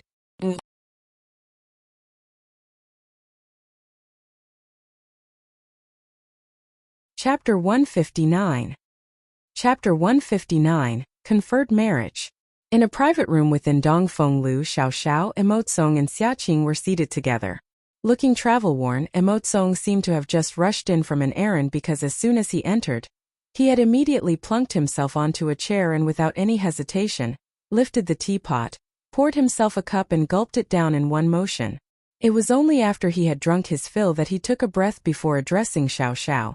"Third brother, it has all been arranged. Everything has been prepared on Xian Li's side too. This time there will not be any issues. You only have to wait to carry your beloved home." Xiaqing was absolutely confused as he listened and anxiously asked, "What do you mean by carrying his beloved? Has third brother got someone special in his heart? Which family's young lady? And what has it got to do with Xian Li?" "You're such a dimwit." Emotsong rapped him, XQ, on his head. "Not only have you not shown any concern for our third brother's life, you aren't even aware that our third brother has finally been enlightened. Although it's a pity that while the falling leaves are yearning for love, the heartless brook ripples on. Meaning, his lady is very cold, so third brother is searching for ways to improve and endear himself. However, this young lady is rather beautiful, and her eldest brother has some military troops under him, so it's no wonder that Xian Li also has his sights on her. Thus third brother is unsettled on account of beauty, and is intent on tripping up Xian Li. Lua Hua Yo Ilu Shui Wu Qing." This phrase is from a poem from the Ming Dynasty by Feng Menglong, published in 1627 in his compilation of vernacular short stories, Stories to Awaken the World. It refers to the affections between a couple. It refers to twist turns between the two parties wherein one party has deep affections yet the other party does not have these intentions. In the matters of love and marriage, this has similarities to unrequited longing, secretly being in love with another, one-sided lovesickness, and one's own wishful thinking. Chongguan Inu Wei Hong Yan. This phrase is from a poem, Yuan Yuan Chu, written early in the Qing dynasty, which chronicles the historical events at that time, with the relationship between General Wu Sangui and his concubine Chen Yuanyuan forming the narrative backbone of the poem. The idea is that Wu Sangui betrayed the Ming dynasty to the Manchus, thus giving rise to the Qing dynasty, because Chen Yuanyuan had been seized. There are doubts as to whether the events in the poem are true. Whilst Emotsong spoke sarcastically, Xiao Xiao continued to savor his tea in silence, without taking any of his snarkiness to heart. In fact, he was slightly distracted, but it was hard to fathom what he was thinking about. Then finally Xiaqing grasped the full content of the news and hollered exaggeratedly. What? Who has caused third brother to fall into this one-sided love? To be turned away at the door. Seventh brother, don't lie to me. What kind of person was Xiao Xiao? When he was younger and had ridden on horseback down the streets of the capital, his way had always been paved with fragrance. The young ladies among the bystanders had willingly flung their scented sachets and silk flowers at him. Naturally, the end result was that Xiao Xiao's mount always possessed a floral scent. Later, when he had gone to Mt Jianan as a disciple, there were countless young ladies, all with ulterior motives, who loudly insisted that they wished to go to Mt Jianan to be disciples. This naturally was impossible. At the foot of Mt Jianan was a defensive array created by teacher Ba Qi himself. Therefore, a person trying to enter would be in grave danger. At that time, many young, unmarried daughters from noble families, banking on Xiao Xiao's protective feelings for the fairer sex, deliberately charged into the array, but Xiao Xiao never paid them the slightest attention. Thus, for no good reason, they brought trouble to Xiao Xiao's fellow disciples who had to clean up his mess. At that time, Xiaqing and Emotsong were still young, and they had to spend most of their time each day hunting in all directions for such people. Wipe one's bottom. And yet, hunting was not the problem. It was because once caught, the eyes of the ladies who looked at them were so disappointed that this became the nightmare of every Mt Jianan disciple. It was truly too damaging to their self-respect. In reality, among their band of disciples, there was no lack of handsome young men. However, Xiao Xiao was highly accomplished despite his youth, and possessed a natural grace and detached air which lent him a unique charm. This, when compared with the other youngsters, caused him to stand out like a crane among crows. When all the youngsters were pursuing beautiful girls, only Xiao Xiao remained motionless, a picture of exceptional refinement. In their private discussions, the other disciples gossiped that in future Xiao Xiao was destined to become a monk in a Shaolin temple. So who knew that Emotsong would drop such a bombshell today, giving Xiaqing a rude shock? There was also an indescribable feeling in his heart. Perhaps it was because he had never imagined that the person who was almost godlike to him would finally step off his pedestal, and even hit a wall. Even though this baby-face youth XQ was pure-hearted, he could not help feeling the tiniest bit of schadenfreude. It was indeed true that the heavens were fair. What goes around comes around. Yes, you saw her yourself today. When Emotsong saw Xiaqing's expression, he knew exactly what he was thinking. With a mischievous smile, he said, "It was the person who escaped calamity because of your help in performing an autopsy, Hong'an Junju. You saw her, the one who was being framed." It was her. Xiaqing was dumbstruck. He thought of that young lady in Golden Throne Hall, whose prison garb did not diminish her gracious bearing. She possessed a natural beauty and charm, and it was only her unperturbed expression that caused him to feel slightly fearful. Xiaqing pondered briefly before saying in all seriousness, "So third brother likes the beautiful and charming type. I understand now. I'll write to fourth brother by and by and tell him about it." Emotsong rolled his eyes. The fact that Xiao Xiao liked a girl was truly going to be known by everyone now, and he wondered what teacher Ba Qi's expression would be when he found out. He looked at Xiao Xiao and his previously bantering manner vanished. Gravely, he said, "After the marriage has been conferred, you'll be leading an attack against Tianjin at the border." "Oh, yes." Xiao Xiao lowered his eyes as he said, "At that time, you will be in charge of handling matters in the capital, so you must be careful. Xianli will definitely be manipulating events from behind the scenes." Emotsong muttered, "Even if you make arrangements, He has an advantage in the capital. How will you divide your 300,000 genie guards? 100,000 will come with me as the main force. 100,000 will carry on as usual, and the final 100,000 will stay in the capital. Xiao Xiao continued, Shirong is restless, and I fear that they will attack from both the front and the rear to box us in. Xianli is definitely on the move, and he will seize this opportunity to take action. He paused, then said, You are in the capital, help me to protect her. Her naturally referred to Jiang Ruan. Emotsong was not entirely sure what he was feeling at the moment, so he simply replied, I know. You have to be careful too. Shirong South Xinjiang Tianjin, as well as the traders within the imperial court. This time we won't be able to catch all of them in the same net, and there will be more incidents in future. I have already written to recall Qi Si. The two of you will stay in the capital. After I leave, there will probably be a flurry of activity in the imperial court, and you must render what assistance you can. Leaving Xianli alone is for the purpose of fishing, but if he really goes berserk, just kill him. A faint sliver of cruelty showed itself in Xiao Xiao's face momentarily as he said, If anything bad happens, I will take responsibility. Xia Qing was taken aback. What are you all talking about? Why can't I understand anything? Fifth brother Xia, you should stay in the capital as well. Today you entered the palace, so it is unlikely that you can escape Xianli's attention. It is not safe for you to return to Jinling at the moment. If you stay in the capital, at least there will be people to protect you. I will assign troops to you. With you here, you can also help me to look after Jiang Ruan, Xiao Xiao said as he looked at Xia Qing. Ah. Xia Qing rubbed his nose before saying, I'm a renowned genius doctor, not your foos doctor. How can I only treat one person? Moreover, why would 8th Prince pay attention to me? I merely performed an autopsy, and I'm upright and frank. When he saw that Xia Qing was not going to stop talking, Emotsong said, Shut up. If you really want to die, then go back to Jinling now. Third brother is only thinking of what's good for you. When the time comes, if you die in some dubious manner, don't say that none of us cared about our fellow disciples. Xia Qing was a pure-hearted medical idiot. When he heard Emotsong speaking to him this way, he immediately fell silent before muttering obediently, I was just speaking casually. I will listen to third brother. And so, like a bolt from the blue, there was a turnaround in the case of Jiang Ruan's being charged with murder. The appearance of the Crown Prince and 13th Prince had changed the situation for the better, and the Jinling divine physician had unearthed everything that was fishy. In the end, the imperial trial had raised many suspicious points. Jiang Ruan had been proven to be innocent, and 4th Prince, Xian Lang, was now the prime murder suspect.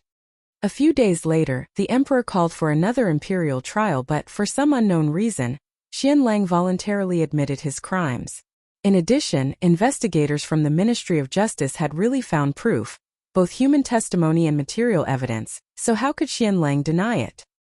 He was immediately thrown into Sky Prison, and everyone was making guesses as to the severity of the charge and the subsequent punishment. When all was said and done, Princess He had been doted upon considerably by the emperor, and Imperial Consort Shu would not allow her own daughter to die under such tragic circumstances in vain. She would spare no effort to bring about Xian Lang's death. However, before the judgment could be handed down, Xian Lang committed suicide in Sky Prison. He had used poison, and since Sky Prison was heavily guarded, it was not possible that someone had killed him to silence him. Since Xian Lang's death was so unexpected, people were, unsurprisingly, suspicious.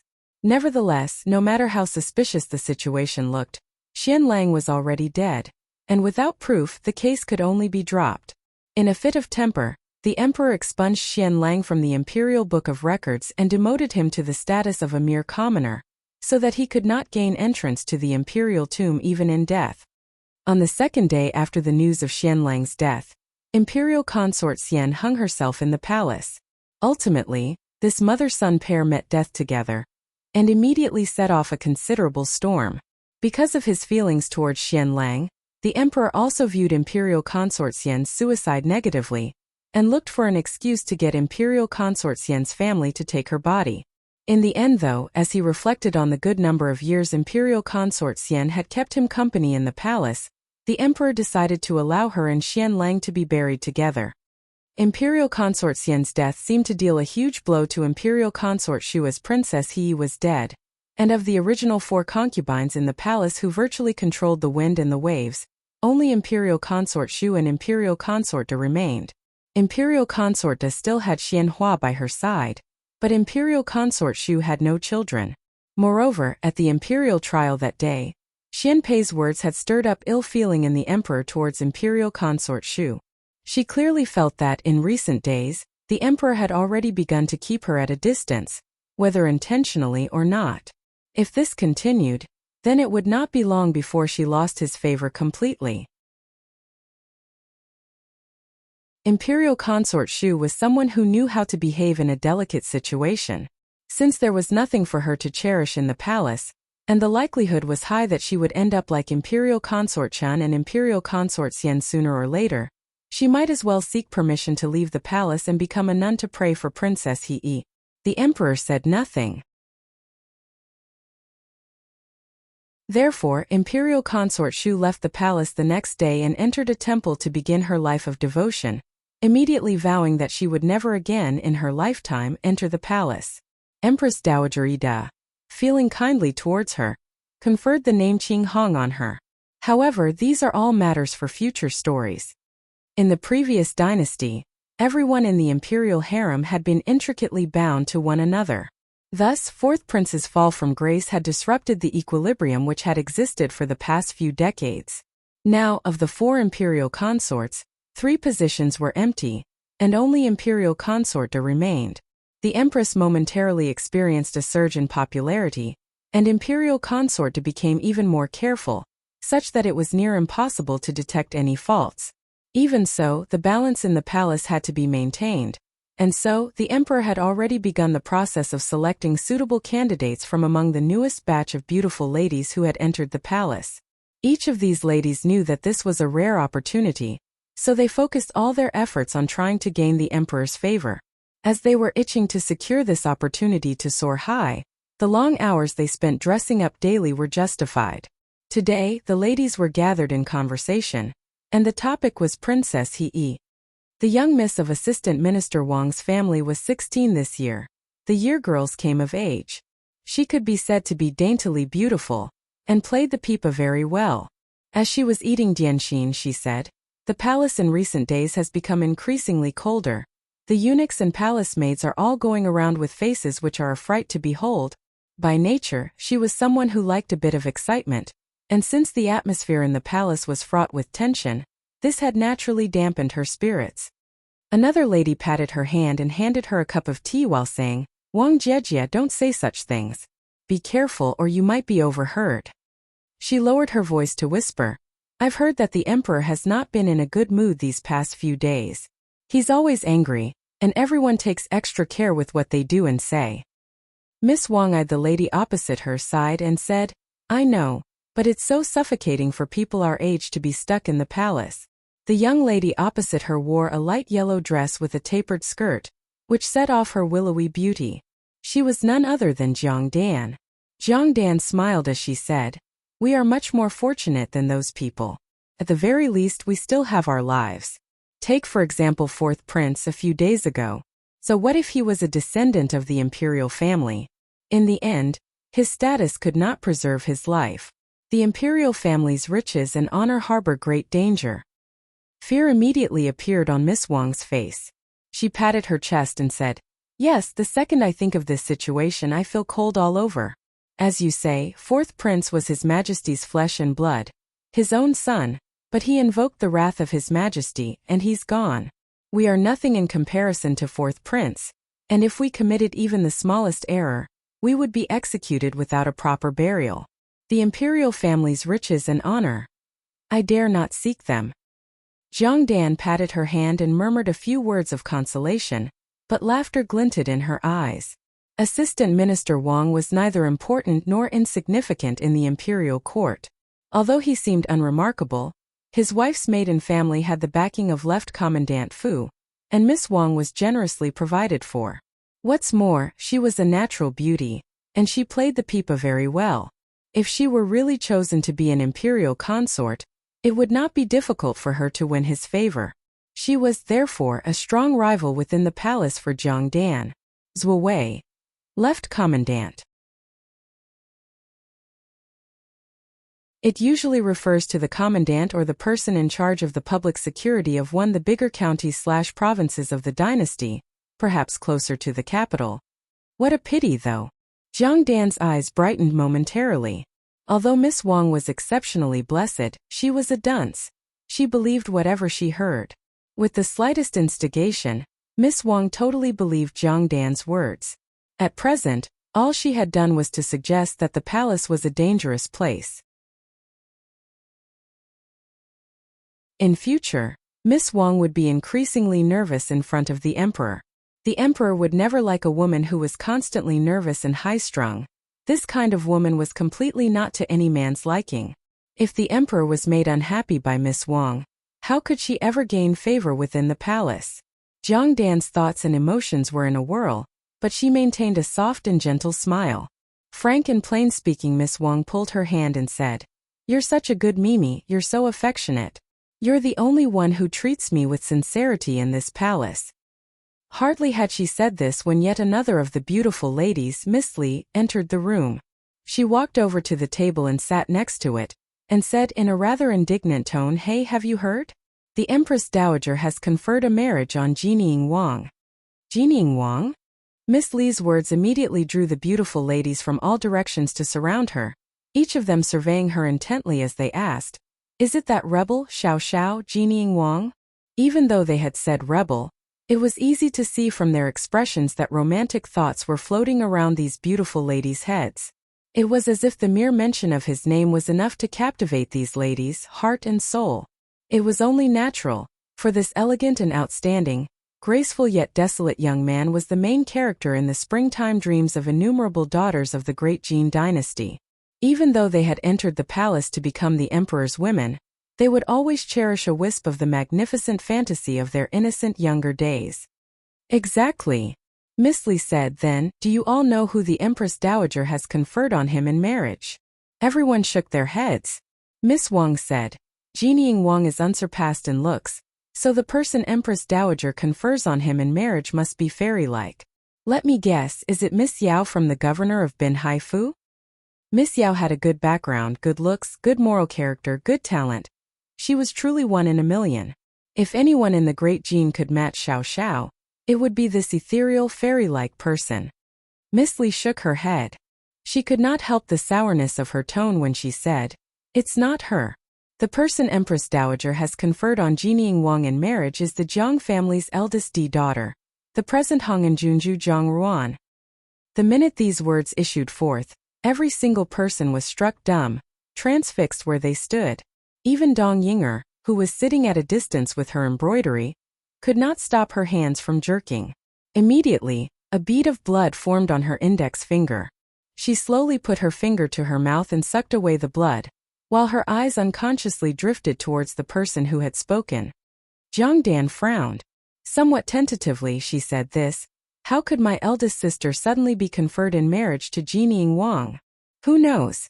Miss Li eyed Jiang Dan with annoyance, as if venting her anger towards Jiang Ruan on Jiang Dan, and said, "Although she is a Junju in the end, the title is hers because Empress Dowager bestowed it on her. She is not truly a member of the imperial family. Moreover, the only thing she has going for her is that her looks are above average. However, she has the face of a vixen, and she is not at all a dignified and virtuous person. I don't know what Empress Dowager was thinking of, to pass over the perfectly suitable Miss Yao and choose eldest Miss Jiang." Jiang Dan rolled her eyes. The unpleasantness in Miss Li's words was plain to all. In truth, it was not only Miss Li who was unhappy. Everyone who was seated there was more or less dissatisfied with Jiang Ruan. People always felt that if they could not attain the person they desired, then no one else should be allowed to attain them. If other people succeeded, then it was only because their conditions were much better than one's own.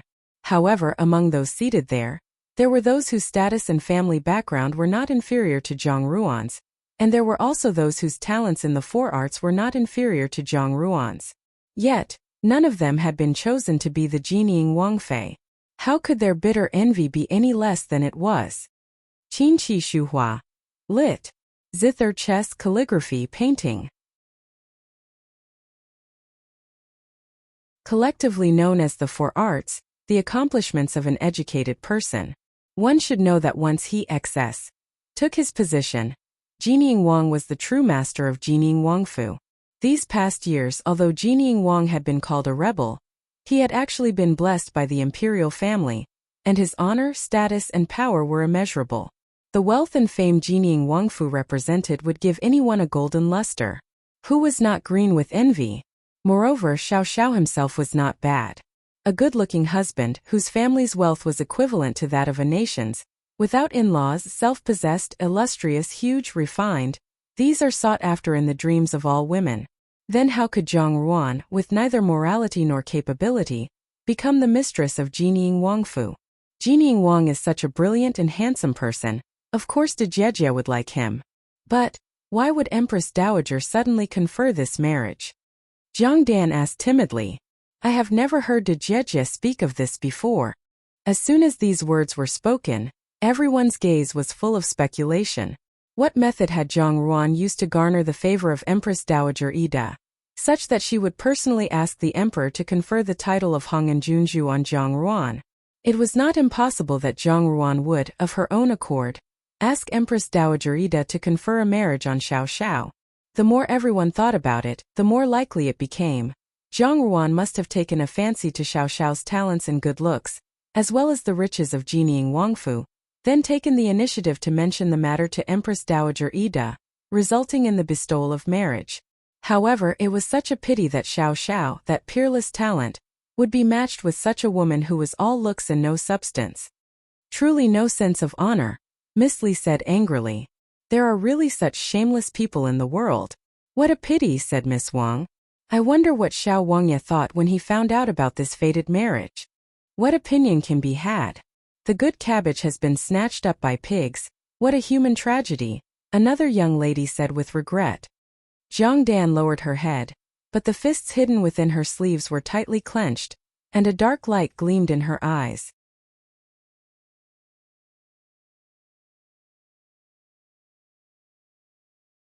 Chapter 160. Exciting news. Chapter 160. Exciting news. At present, the front entrance to the Jiangfu was a hive of activity. Many people were gathered round in clusters in front of Minister Jiangfu's entrance, causing a huge congestion. All this was because the imperial decree had arrived to bestow the marriage upon Hongan Junju. Currently, Hongan Junju was well known throughout the capital not only because she was a natural-born beauty, but also she received the favor of the Empress Dowager. Maybe it was because the heavens were jealous of her beauty that she had repeatedly been framed and thrown into prison. Consequently, she had been in the limelight for a while. At this moment, both inside and outside of the main hall, everyone was kneeling on the floor. At the forefront of all of these people were Jiang Quan and Zhang Ruan. The palace eunuch dragged on with a piercing yet droning voice. Today, by authority of the heavenly mandate, and the Empress Dowager's imperial decree, the emperor has ordered that Jinying Wang be conferred a marriage to the eldest daughter of Minister Zhang from the Ministry of War. Eldest Miss Zhang is dignified, composed and virtuous, filial, benevolent and kind-hearted, with virtues that both complement the virtues of her lord, and will assist in running the affairs of the Wangfu. To be established as Jinying Wangfei, with a marriage predestined by fate, has been decided by the emperor himself. After making the announcement, the palace eunuch then peered down at the person kneeling on the floor. Hongan Junju, accept the imperial decree. Zhang Ruan paused slightly before she smiled and stepped forward to receive it. Bai Ji hurried forward to pass to him a heavy silk brocade bag. As Zhang Ruan said, I've troubled Gonggong. Gonggong, eunuch. Junju is too courteous. The palace eunuch weighed the silk brocade bag in his hand with a satisfied smile and his tone became amiable. This is a marriage predestined by fate and I, too, have been infected by Juanju's happiness. As he said this, he looked towards Jiang Quan, whose face was somewhat stiff with an upraised brow. Word had long passed many ears about how Minister Jiang treated this daughter of his extremely harshly, and it seemed like those rumors were not feigned at all. Empress Dowager Ida had the heart to protect Zhang Ruan, and now Zhang Ruan would be the mistress of the Jinying Wangfu. Therefore, Now she could also be considered as a personage in the great gene with the ability to call the wind and summon the rain. The palace eunuch had every intention of currying favor, and thus took the chance to mock Jiang Quan. He quite shrewdly pointed out, "Why, this is indeed good news, but why does Jiang Darren seem a little unhappy?" Jiang Quan was shocked and forced a smile. "This is me being so happy that I do not even know what to say. My daughter is naturally rather slow and blunt, therefore to be connected to the Jining Wangfu is truly a social climb for us. To have gotten Empress Dowager's blessing is truly her good fortune." The palace eunuch put on a fake smile. "Jiang Darren is truly articulate. It is that she's gotten Empress Dowager's blessing, isn't it? Now Empress Dowager has spoken, and in the days ahead, she will be entering the Jining Wangfu. Should Xiao Wangya not treat Junju well, then Empress Dowager would also aid Junju to leave any predicament that she's in. Empress Dowager regards Junju like a beloved granddaughter of her own flesh and blood, and if anyone dares to bully Junju, then she would definitely give them a dressing down." Once these words were spoken, a flash of purple and green ran across Jiang Quan's face. They were clearly spoken for him to hear, hammering the truth into his head such that his heart could only feel stuffy and smothered. However, despite how this palace eunuch might seem utterly unremarkable, he was still someone who served beside Empress Dowager, someone he could not lightly offend. Whatever the case may be, he still had to give him face and so could only swallow down the frustration in his heart and smile. After they smoothly bid farewell to the palace eunuch, Jiang Quan looked at Zhang Ruan with a cold smile. "You are truly competent. Father flatters me. This too is Empress Dowager's blessing." Zhang Ruan hung her head with a slight smile. At once, that appearance of hers made Jiang Quan feel another spell of frustration, and he hated how he could not kick Zhang Ruan out of the door. Thus he snorted loudly and turned away, storming off in a huff. Once Jiang Quan left, Lian Xiao furrowed her brow. "Miss, this imperial decree. This heavenly edict came truly as a surprise without time for anyone to make preparations, making it rather impossible to defy and resist the decree." Lian Xiao could only give an inward sigh.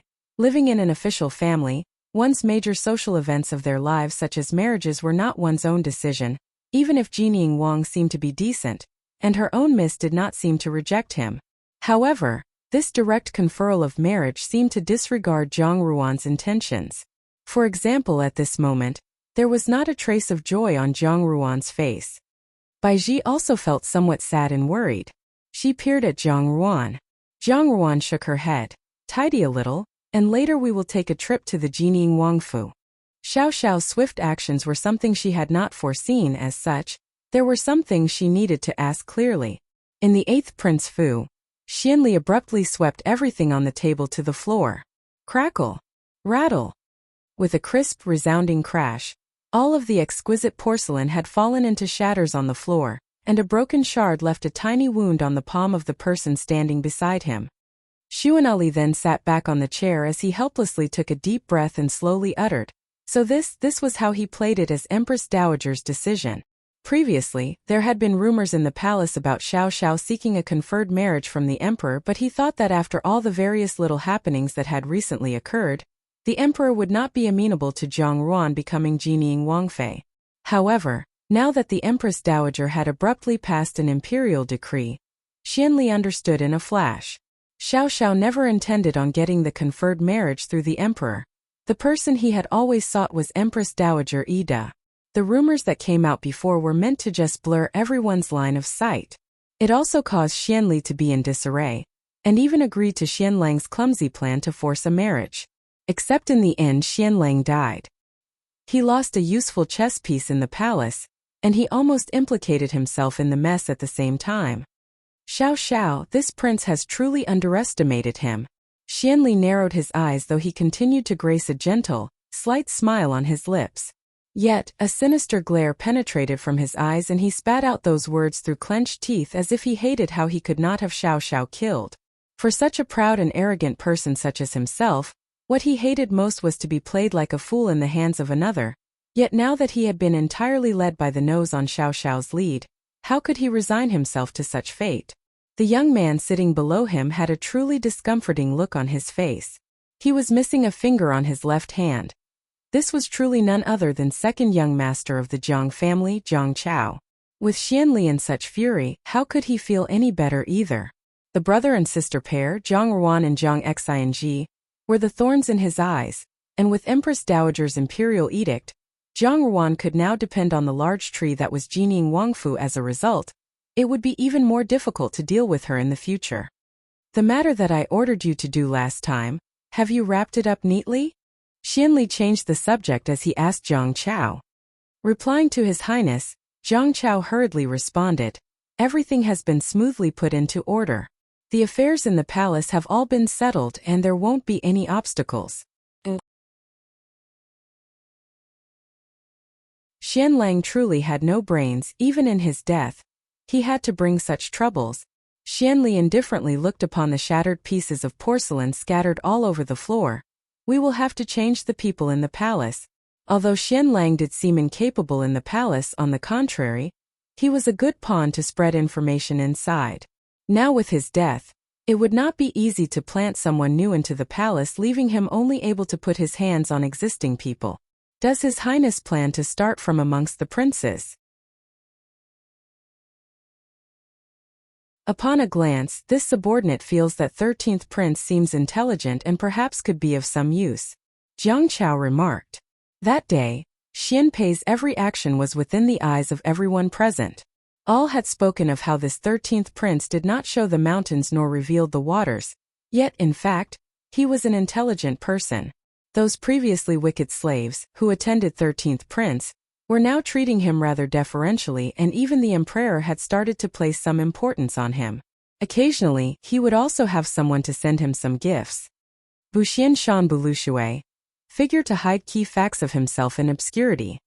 However, even if 13th prince was this bright, with his birth mother having such low status, he was destined to never have any qualifications to wrest that position of the future emperor from Xianli. This sort of person had no threatening power yet was bright, thus it would be fitting to use him as a chess piece. Intelligent? To be overtly bright is not a good thing either. Xuanali slowly shook his head. I'm afraid he's one of Xiao Xiao's people. What His Highness means, Jiang Chao was startled. Just a young fellow who is still wet behind the ears, how could he have the skill to create such a turnabout? I'm afraid that all of this was due to the methods of Xiao Xiao, and even with the crown prince, this is probably the case as well. Why Xiao Xiao has not personally taken matters into hand, I am still unclear. However, this person Xian Pei, I do not want to use him. Xianli replied. There was still one more reason he left unsaid. He did not know why, but when looking at Xian Pei he always felt uncomfortable, like some strange emotion stirred in his heart. Accordingly, he was extremely unwilling to even glance at Xian Pei. If we cannot use 13th prince, then based on His Highness' intentions, what sort of suitable person should we seek? Jiang Chao had probingly asked. Hasn't a new batch of talented young ladies just entered the palace? Xianli looked upon his fingertips. There is definitely someone who wishes to climb upwards. You just need to find the chance and choose wisely from amongst the crowd. Jiang Chao jolted and immediately lowered his head as he respectfully answered, as you wish. After hearing the news of Jiang Ruan's conferred marriage, there was not just one person who was feeling upset by the news. Presently in the Eastern Palace, standing in the garden pavilion, was a despondent Lu Min, looking at the carp swimming to and fro within the pond, while his thoughts were a million miles away. Jiuxianwei. Beyond the topmost cloud / unimaginably far away. With the imperial decree from the Empress Dowager and the preeminent benevolence of the emperor, just one sentence was sufficient to declare that he would no longer stand a chance. The mere thought that Jiang Ruan would henceforth be known as Xiaoshi caused his heart to swell up of an acrid bitter emotion. He was a scholar through and through and considered himself to be proud and self-righteous. Over the past 20 years, he had never known the taste of love, and by the time he had come to understand his own feelings, it was already too late. However, it appeared that Jiang Ruan and Xiao Xiao's relationship was far from cursory.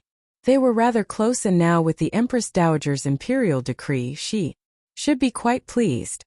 Just as he was deep in his thoughts, he was caught totally unaware by a slap on his shoulders. Lu Min turned his head around, only to see the Crown Prince with a broad teasing smile on his face. Imperial Grand Tutor Lu, what has made you so deeply engrossed in your thoughts? Lu Min shook his head. Your Highness, Crown Prince.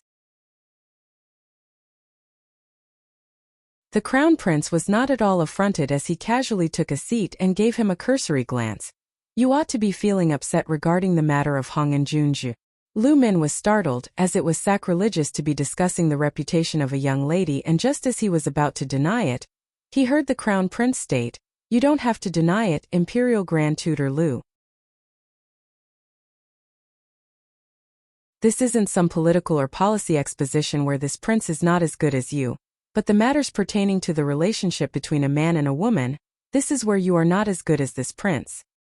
He propped his chin in his hand and looked curiously at Lu Min. Actually, this prince is very baffled. This Hong and Junju, if one were to be upfront and comment, then all that she is but a beautiful face. I just don't quite get how so many of you seem to be possessed in some way. Let's just totally disregard Xiao Xiao, that ice block, but you as Imperial Grand Tutor are someone who isn't sentimental nor given to romantic notions, yet you are heartbroken over her. This is truly an eye-opener for this prince. Lu Min's mouth moved yet. He didn't know how to counter the Crown Prince's words. Essentially what the Crown Prince had said was without fault. Now he was depressed, but he had no intention of arguing with the Crown Prince over the matter. He wanted to say something, but ultimately he tampered it down, only to reply, no matter what, the Crown Prince did stand up for justice and was willing to lend a helping hand to Hong and Junju. And for that, this subject is most grateful. Forget about it. This prince didn't just do it for you. The Crown Prince waved his hand, although Lu Min had beseeched him to think of a plan to help with Zhang Ruan's situation. Except, under normal circumstances, he was not someone to meddle in other people's business and instead would have been much happier to watch the excitement. If it weren't for the appearance of Xian Pei in all consciousness, he would never have gotten himself involved in that convoluted pool of muddy water. On that day, Xian Pei had asked him if he was keen to take revenge on fourth prince, Xian Lang, for betraying him. At that time, the Crown Prince was becoming truly vexed over Xian Lang's sanctimonious hypocrisy, but was troubled that he had not been able to find the most ideal opportunity to punish him. And so, upon hearing Xian Pei's idea, he could not help but be tempted. Moreover, Xian Pei further embellished the benefits that he would gain from his involvement, and ultimately was successful in inciting the Crown Prince's need for excitement. Because of this, he joined hands with Xian Pei to act out that worthy performance. Even now, the Crown Prince was still mystified over the fact that a reticent prince within the palace like Xian Pei could come up with such scheming ideas. That nuisance Jinling divine physician Xia Qing was not a person that anyone could request an audience with, but Xian Pei had stated that as long as he, Crown Prince, released some medical texts from the palace, Xia Qing would definitely agree to enter the palace. And shortly thereafter, things had occurred just as expected. Previously, even though the Crown Prince could not fathom how Xian Pei had possessed such godlike precognition, upon reflection, this seemed to be the work of Xiao Xiao. After all, Xian Pei was merely a child, and at his age it was too young for him to come up with such a sophisticated strategy, and to be so meticulous, hence it must be under the directive of Xiao Xiao. Therefore, while Lu Min thanked him, in reality the Crown Prince had not helped because of Lu Min. And yet, considering the emotional state that Lu Min was in, the Crown Prince could not help feeling a bit empathetic. Normally, Lu Min was consistently strict and loathsome, but ultimately, he was just a forthright Imperial Grand Tutor. Seeing him downcast and depressed over a girl, and considering that they were once master and pupil, the Crown Prince patted Lu Min's shoulder in camaraderie. You don't have to be too heartbroken, Imperial Grand Tutor. There are hundreds of thousands of women on this earth. Why should you insist on only looking at her? It won't be long before she will be someone else's wife. Imperial Grand Tutor is familiar with the etiquette and ceremony, so why don't you let me help find you some capable and nice ladies, and while they won't be as beautiful as Hong and Junju, they will not disappoint. Lu Min froze as he hurriedly stood up. I am most grateful for the Crown Prince's kind intention, but I do not harbor such desires. Your humble subject has some matters to attend to and requests to take my leave. With his parting words, he offered a respectful bow before fleeing in haste. The crown prince spat out the residual tea leaves from his mouth saying, "Boring." On the other hand, within the Jinying Wangfu, the atmosphere was vastly different from the gloomy dismal ambience found in other places. Instead, the whole Fu was in high spirits, almost as if it was celebrating and ushering in the new year. Since the old Jinying master and madam had passed away, the Jinying Wangfu had been deserted, and cold and cheerless, so it was rare to see the whole Fu bustling with festivity and cheer. Today, since the imperial decree from the Empress Dowager was passed, the whole Fu was rushing about proclaiming the news, and even the genie guard who were scattered throughout the Great Jin and had received the news through flying pigeons were beginning to pool their resources to prepare a huge wedding gift to present to their master and young foreign. Steward Lin was happily using a cloth to wipe the diorama mask till it was gleaming before putting it on his face. Dragging Jean C with him, he asked, "Do you think it's better to use golden screen printing on the wedding invitations? Or should we use natural silk embroidery?" After some thought, he shook his head. "Maybe we should write on sandalwood sticks, and on the front we could stick some beads. Some time ago we brought back some exquisite ceramic glazed beads from Persia, and if we stuck them on, it would be glitzy and would appear affluent and festive. I think we should just do it this way." Jean C rolled her eyes. "Lao Lin, do you have to go so overboard for just some wedding invitations? If the old madam were here and saw how extravagant you are, she would definitely be regretting her decision to appoint you as the steward." "What would a young lady like you know?" Steward Lin hated when others undermined his capabilities, and immediately he puffed up his chest and proudly self-proclaimed his abilities.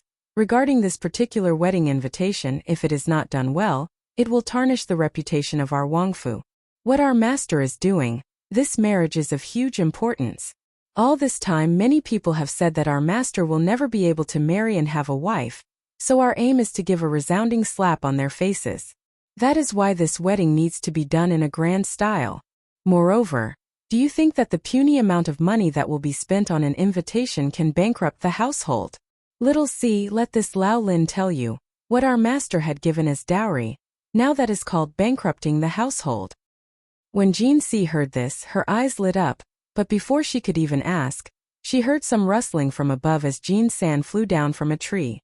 Facing Steward Lin, she asked in excitement, "How much is the betrothal gift?" Pinley. Betrothal gift / bride price. Bride price, bride dowry or bride token, is money, property, or other form of wealth paid by a groom or his family to the woman or the family of the woman he will be married to or is just about to marry. In traditional Chinese culture, an auspicious date is selected to Ti Qin lit. Propose marriage, where both families will meet to discuss the amount of the bride price demanded, among other things. Several weeks before the actual wedding, the ritual of Guadali lit. Going through the great ceremony takes place. The groom and a matchmaker will visit the bride's family bearing gifts like wedding cakes, sweetmeats and jewelry, as well as the bride price. On the actual wedding day, the bride's family will return a portion of the bride price, sometimes in the form of dowry, and a set of gifts as a goodwill gesture. Make a guess. Steward Lin was slow to answer, leaving the two dangling in suspense. 7x7 49 chests? Jean C hazarded a guess. Jean C's personality was more manly, so she was not clear of the protocols for marriage and betrothal gifts, so she had flippantly tossed out a number. "Oh. Pay, aren't 49 chests a pittance only suitable to bestow as alms for a beggar?" Jean San shook her head. "For a lady, the more luxurious the betrothal gifts are, the more prestigious and impressive it is, so my guess is 9 times 9 81 chests." Jean San was more feminine compared to Jean C, but no matter what, they were all trained as genie guards, so they were never concerned about these matters pertaining to a lady's family and the expectation. As such, they were still rather clueless. "Oh." Steward Lin gave the two of them a look of utter disappointment. "I never would have thought that in your eyes our genieing Wangfu was so wretched and poverty-stricken. What's 9 by 9 81 chests? It's a whopping 168 chests." 168 chests? Jean San and Jean C both exclaimed in unison. Jean San knitted her brows. "So how much is that?" "I'll let you know better later, but 168 chests are more than enough to equal 3 ministerial officers' entire household net worth, and still have extra left over." Steward Lin educated. But that's just the betrothal gifts. Knowing our master's character, after our young foreign has married into the household, the whole Jining Wangfu will be hers. Now that our master has grown, he now tends to his wife and has no time for us subordinates anymore. As he finished saying, Steward Lin could not help feeling laden with grief. 3 ministerial fu's worth of betrothal gifts was extravagant and opulence beyond measure. Jean San exchanged a look with Jean Si, and from each other's eyes, they were able to see the wonderment there. Jean San swallowed her saliva and asked, with such extravagant betrothal gifts, hasn't master thought about how much is being given to the Jiangfu, and isn't that letting the Jiangfu gain unnecessary advantage? Steward Lin shook his head. Dumb indeed, how could all of those gifts be sent to the Jiangfu? Obviously they were given in entirety to young foreign for safekeeping. You don't need to worry about this as our master had taken measures with the preparation. Our master is exceptionally awesome. Jean San blinked her eyes. If I were a girl, I would be more than willing to marry him. Aren't you a girl? Steward Lin scorned. Then again, our master would never consider you as you aren't even as beautiful as our young foreign. Oh. Steward Lin was wrangling with Jean San and Jean Si so much so that they were oblivious to the fact that Zhang Ruan had entered the main gates of the Jining Wangfu. None of the Jining Wangfu subordinates and servants thought to alert Steward Lin as each of them were too busy welcoming the soon-to-be young foreign. Some servants were busy leading the way, while some were busy making the introductions, and in short, everyone whom she had encountered along the way were respectfully greeting her. Each and everyone were reverently bowing and acknowledging her with a resounding young foreign, causing Lu Zhu to covertly cover her mouth to mask her chuckles. Once the person in charge of notification brought news of Zhang Ruan to Xiao Xiao's study, all the subordinates considerately excused themselves. Lu Zhu and Tianzhu also kindly closed and locked the door behind them, leaving some alone time for the 2 people who received the marriage decree. Xiao Xiao, what are you trying to do? Zhang Ruan asked. Xiao Xiao's swift execution had indeed caught her unaware, leaving her blindsided as if she was suddenly kidnapped and thrown on board the Jining Wangfu's boat. Xiao Xiao turned round and he was not attired in his usual black accoutrement. Instead, he was wearing a deep red bijia paired with a chongpao embroidered with a white python on the collar. Somehow, attired as such seemed to diffuse his usual demeanor to appear somewhat affable, accentuating his peerless handsomeness even more. That pair of resplendent and dazzling eyes seemed to draw you into them, making one take a second look. He intensely stared at Zhang Ruan. Are you unhappy? Because of you, the whole capital is saying that I dug out the best cabbage. Do you think I am happy about that? This was possibly the first time Zhang Ruan had outrightly expressed her emotions. A flash of mirth flashed in Xiao Xiao's eyes. Well, I have allowed you to dig it up. Such a tender manner would have left anyone totally at a loss for words. Zhang Ruan glared at him. You're highly pleased, aren't you? I'm overjoyed. Xiao Xiao drew closer to her as he spoke in soft tones. He was naturally tall, and as he drew closer, Zhang Ruan barely came up to his chest. From afar, one would almost think that he had her completely enveloped within his chest. His inflection carried an unnoticed before indulgence and tenderness, and his voice seemed to have an ineffable magnetism as he called out, Wang Fei.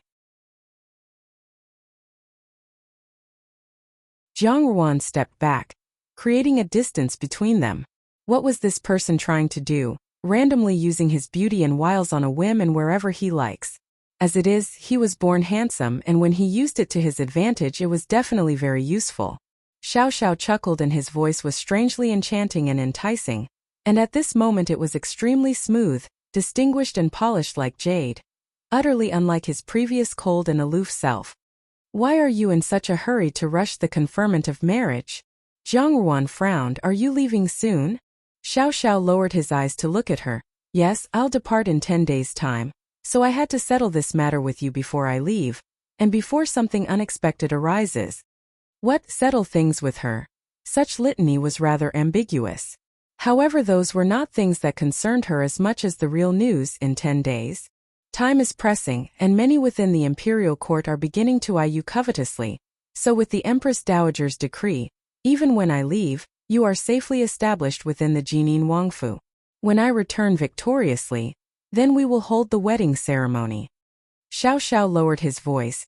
The genieing Wangfu will be able to guarantee your safety, and our marriage is the interim stratagem. You can be rest assured I will definitely help you. Furthermore, once we are married, I will not force myself on you. After saying this, a blush tinted Xiao Xiao's handsome face, although his expression remained as stoic and unflappable as usual. Zhang Ruan finally became more accommodating and placid, so staring at him she replied, "All right." With Xiao Xiao's arrogant and haughty personality, and the fact that she was not some national beauty, there really was no need for Xiao Xiao to use force. On this point, Zhang Ruan was 100% assured. And with this thought, she felt that her relationship with Xiao Xiao wasn't as awkward, but more like a good friend or comrade who was there to help out, and so this was really not a bad deal. Seeing her with her head down and deep in thought, Xiao Xiao pensively looked into her eyes, pursing his lips, and suddenly said, "Once you've entered the genieing Wangfu, you would officially be my wife, Xiao Xiao's woman, so if there is any dispute you don't have to take notice of them, just toss them out."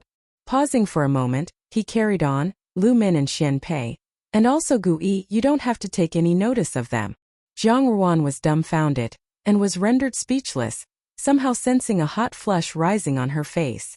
In her heart, she secretly stated that Xiao Xiao, a seemingly indifferent person, would always find a way to make the relationship between the two extremely embarrassing once again.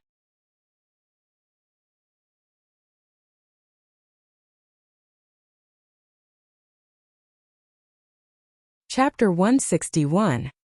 Chapter 161. Return of the White Lotus. The imperial decree from the Empress Dowager had come all of a sudden, almost like a precipitous clap of thunder.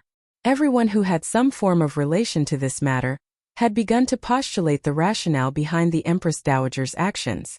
Some that were more forward-thinking speculated that it was because of Xiao Xiao's arrogance. The royal family's dignity would not tolerate such impudence indefinitely, which was why the Empress Dowager had conferred Zhang Ruan to be married to him.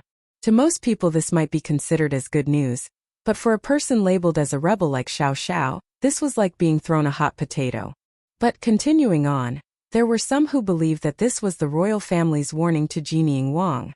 And finally, there were still others with great foresight who had surmised that the Empress Dowager was in actual fact paving the way for Jinying Wang. If one were to consider that should Zhang Xing, who was at the front lines, were to return victoriously, then the union between these two would be the confluence of influential families. Consequently, the imperial court of the Great Jin would find itself hard-pressed against a strong and solid force. However, the thoughts and machinations of the royal family were not that easy to fathom, and the emperor's intentions were hard to predict. On the flip side, the young ladies of the Great Jin were essentially simple and pure. Most of them were feeling that it was such a shame for their handsome dashing Xiao Xiao to end up marrying a mere minister's daughter. When the news eventually reached the Jiangfu, Hong Ying was speaking with Jiang Susu. Over time, Jiang Susu had increasingly become more beautiful and elegant, with even an aura of exquisite elegance that contained a trace of faint seductiveness. Unlike Zhang Ruan's distinct features, which were charming and gorgeous, Jiang Susu's charming beauty came from her comportment and gestures, as if she was a youthful madam who had been nourished with a sort of undeniable fragrance and charm. Even 15-young Hong Ying, who had been born in the brothel district, couldn't help but become slightly absent-minded when she looked at Jiang Susu's expression. 15-young. Upon seeing how dazed Hong Ying was, Jiang Susu's eyes revealed a trace of disdain, but outwardly, she displayed a light smile as if she was a dewy white lotus flower that bloomed in the morning mist found in the mountains, with its flower buds trembling and shaking, arousing one's desires. At her light call, Hong Ying was aroused from her reverie, and she could not help but feel a sliver of shock. Until now, she did not know what this second miss in the Fu was doing every day as she remained in her courtyard. Now that Jiang Chao's official position was rising steadily, and he had once more regained Jiang Quan's trust, she could no longer make things difficult for Jiang Susu. Furthermore, Jiang Quan had also made it clear Hong Ying must get along with Jiang Susu as it has always been. On the surface, living together in harmony. Except, now that Jiang Susu had come to her courtyard for the first time, Hong Ying discovered that somehow, unexpectedly during this period of time, Jiang Susu no longer had any traces of scarring on her face. On the contrary, it seemed as though she had become even more charming than before. Jiang Quan had originally been blessed with good looks, so naturally, all of the sons and daughters in this Jiang Fu had also inherited the good looks of the Jiang family. Currently, of Jiang family's 3 daughters, Jiang Ruan's appearance was brilliantly gorgeous and moving. Jiang Susu's was pureness and elegance seemingly entrenched into her bones, and although Jiang Dan's countenance was somewhat inferior to the others, she surpassed them in appearing purely fresh and lovable. It's just that, from the perspective of an experienced person like Hong Ying, even though all men say they love a woman like Jiang Susu who seemed untouched by the embers of life, in truth they always favored those with brightly gorgeous appearances. Thus, Jiang Ruan's appearance was the best to be used to one's advantage to get what one desires at the least expense possible. Now in appearances, Jiang Susu still appeared like a natural beauty without the slightest use of powder on her. Yet strangely, she had a somewhat seductive glance that was alluring to the eyes.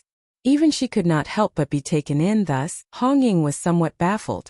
Yet, once she noticed Jiang Susu's contemptuous glance at her, with such good looks and amorous bearing, compounded with flirtatious means, as long as Jiang Susu could properly use her body, she was afraid that in the future, she too would be able to get everything she wanted with ease.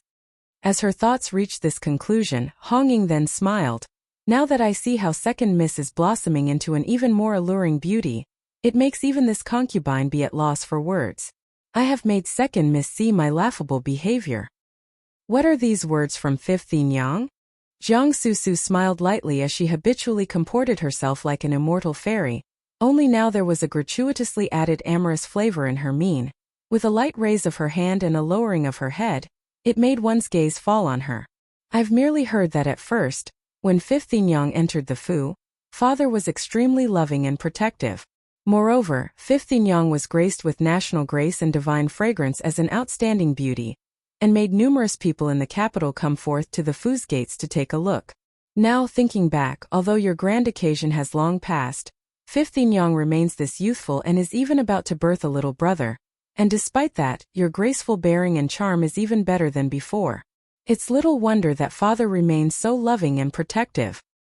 Upon hearing these words, Hong Ying couldn't help automatically placing her hands on her lower abdomen. In actual fact, there wasn't a child in there, however, at this point of time. If she were to insist that there was a child within her, then there was a child. Currently within the Jiang Fu, she wielded the most power as she had Jiang Quan firmly grasped within the palm of her hand to the point that he would believe anything that she says without any shadow of a doubt. Even up till the delivery date, she had everything well prepared. And until the baby had wailed his first cry without a hitch. In days to come after, he will be the young master of the Fu. A modest heartfelt smile appeared on her face as she looked again towards Jiang Susu, feeling somewhat pleased. This second Miss has begun to be more discreet. Back then, she was well acquainted with Xia Yan's modus operandi, but now that Xia Yan had fallen, even Jiang Susu had to come to her to curry favor with her. Hong Ying felt a self-enlightening sense of honor and prestige.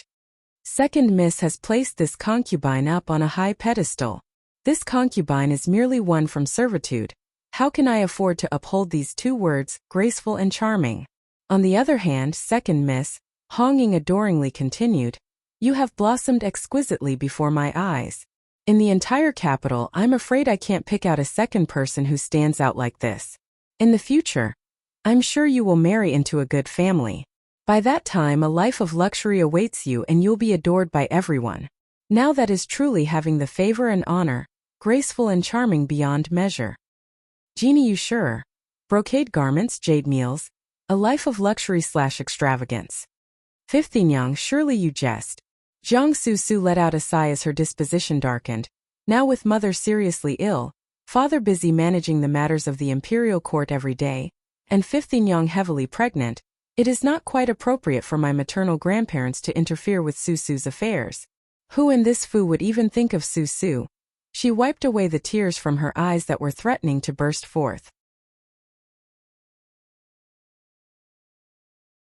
Softly she said, moreover, Susu is not as fortunate as Dejejia, with the Empress Dowager conferring her marriage, and the ability to marry the godlike person Jinying Wang, Xiao Wangye. Hong Ying sneered within her heart. So it was because someone was unable to eat sour grapes that they came in full of jealousy. However, presently that someone had come to her to pour out her grievances, and no matter what, she had to perfunctorily offer a few words of consolation.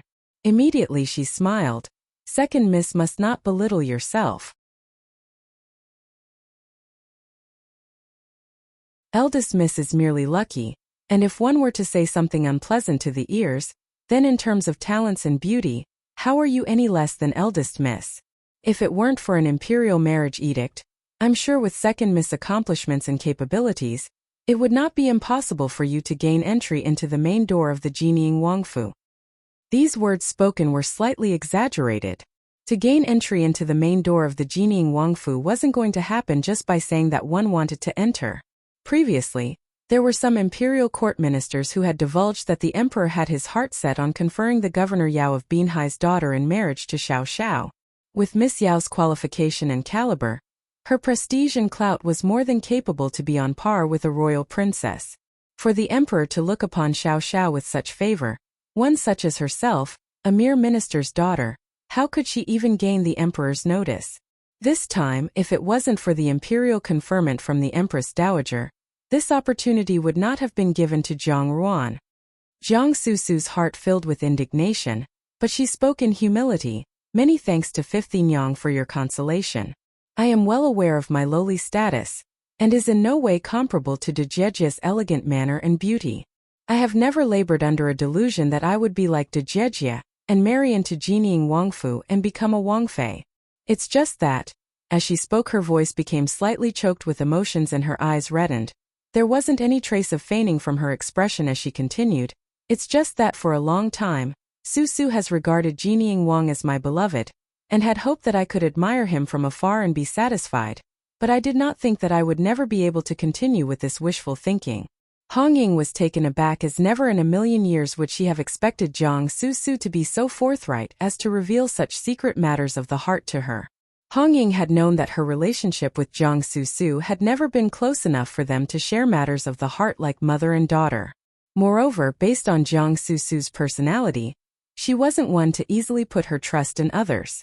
There was definitely some hidden agenda and Hong Ying wasn't letting her guard down. Instead she became more alert. With a superficial smile she said, "Is this really true, Second Miss? Please do not make a mockery of your reputation. Even Fifth Yang does not believe me?" Zhang Susu faintly sighed.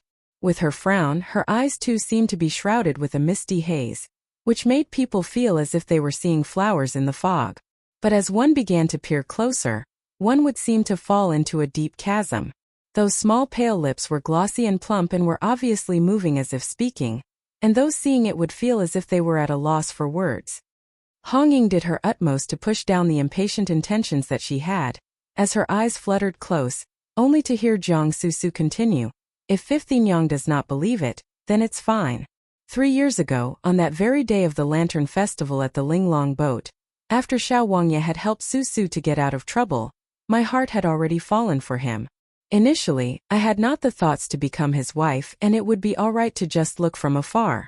But who knew that due to an unexpected turn of events, he would actually become my sister's husband?" The more she heard, the more Hong Ying felt it sounded ridiculous, but she still thoughtfully replied, "Since Second Miss already knows that now the both of you have no fate, then it would be best to let go earlier. Choose another good son-in-law, and it may be another good predestined fate too." "Oh." Aggrieved, Zhang Susu glanced at Hong Ying with a lit gaze, making one feel as if they were looking at a beautiful snake slowly undulating, and making one unable to look away. "Susu has also tried to forget him, however. I have found that it can be done. Now I have sought out Fifth Yang because I am desperate, and am hoping that Fifth Yang will look at Susu's pitiful state and help me." Hong Ying inwardly scolded Zhang Susu for being manipulative, beating around the bush when actually, wasn't she requesting help? Only Hong Ying did want to hear what kind of plans Zhang Susu actually had. If the gains truly did not make up for the losses, then naturally she would not step into this puddle of dirty water. If there was really some promise in this, then it wouldn't be too bad to do her a favor at little cost. After coming to a decision, Hong Ying smoothed out her expression as she lightly spoke. This concubine is being persuaded by Second Miss words, but I'm not sure how Second Miss wants this concubine to help you. It is nothing much if Fifth Yang is willing to help me. Jiang Susu smiled. I am truly infatuated with Xiao Wangya, but the position of the main wife is now definitely occupied by De Jiejie. Susu does not presume to think of competing with De Jiejie, only merely wishing to occupy a spot beside Wangya. That's all. Just even being his concubine is fine too. Zhengqi, principal wife. Being his concubine? Hong Ying was at a loss for words before she cried out in surprise. A proper minister's daughter wanted to be a concubine for someone else. If this was spread out, she would be a laughingstock. This Jiang Susu truly had deep feelings towards Xiao Xiao that she would go this far, to even be able to bear lowering herself to becoming a concubine. But even if she could withstand doing so, Jiang Quan might not necessarily allow it to happen. My dear Second Miss, it really isn't that this concubine is not willing to help you. Hong Ying sighed. But what Second Miss is asking is too difficult. Leoi loves Second Miss beyond measure. How could he bear to let you become someone else's concubine, and to have to suffer the despise of others? Should Second Miss do this, then what about the reputation of the entire Jiangfu? Although these words may be preposterous, this concubine still needs to say this. Second Miss, if you have the Jiang family in your heart, then you cannot follow this line of thinking. As her admonishment came to an end, Jiang Susu was weeping uncontrollably. Fifth Yang, if there was even a sliver of an opportunity, Susu would not want it as such, but no one would willingly choose to be a concubine. Moreover, Susu has grown up in the Fu, pampered and adored by all, so naturally Susu knows that this is an embarrassing matter to speak of. But Susu has really set her heart solely on Xiao Wangya, and if I am unable to marry him, I won't be able to marry anyone else in the future. She looked towards Hong Ying, her eyes glistened and brightened. Moreover, what was it that Fifth Yang said earlier? Susu may not be as beautiful as De Jiejie, yet I am not without virtue or talents. Then maybe someday I might be able to earn the favor of Xiao Wangya. And should Wangya be happy and promote Susu, then Susu and De Jiejie will both be mistresses of the Fu, with both sisters working in tandem with one husband, and should such proceedings were to spread out, it would be the stuff of fairy tales. She reached out her hands to grasp Hong Ying's hands, her voice filled with entreaty. I beg of you, Fifth Yang, lend Susu a helping hand. Should Susu be fortunate one day to receive Xiao Wangya's favor, I would always remember your grace and kind affections. Hong Ying's gaze sharpened. This matter had absolutely nothing to do with her, and she ought not to even meddle in it. But Jiang Susu's words had somehow caused her heart to waver. In the past, she had indeed thought to peacefully live out her life within the Fu, and when Xia Yan was around, she had been cautious and treaded gingerly in all things, afraid of giving anyone a handle of her. For many years, even though she had the favor and love of Jiang Quan, she had lived prudently. Now there was no Xia Yan in the Fu. Second Yinyang had died and eldest Yinyang was so lacking that there was nothing to be fearful. Thus within the Fu, she alone wielded the most power. Once a person had had a taste of power, it was not that easy to relinquish it. Though Zhang Ruan had once helped her out, ultimately Jiang Quan and Zhang Ruan were at odds. So, now that she wanted to secure her position firmly within the Fu, she could no longer have any involvement with Zhang Ruan. Besides, Zhang Ruan's scheming were fathomless and she wasn't able to control her. The Hong Ying of today had long grown accustomed to be the one issuing orders, so how could she be willing to lower herself before Zhang Ruan? Most importantly, Zhang Ruan knew her secret. This was essentially like an impending disaster just ticking away within Hong Ying's heart, causing her to lose precious sleep every night.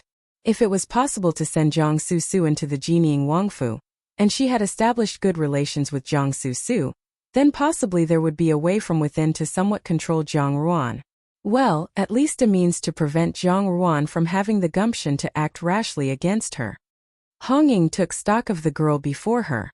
Jiang Susu looked refined and outstanding, dressed in white, metamorphosing and disseminating a kind of alluring charm, almost like that of a fox spirit. Her every movement seemed capable of dazzling and blinding the eyes of men. This was vastly different from the beauty of appearance. Instead, it was a kind of flirtatious expression and amorous mien that could penetrate and engrave itself right into the bones.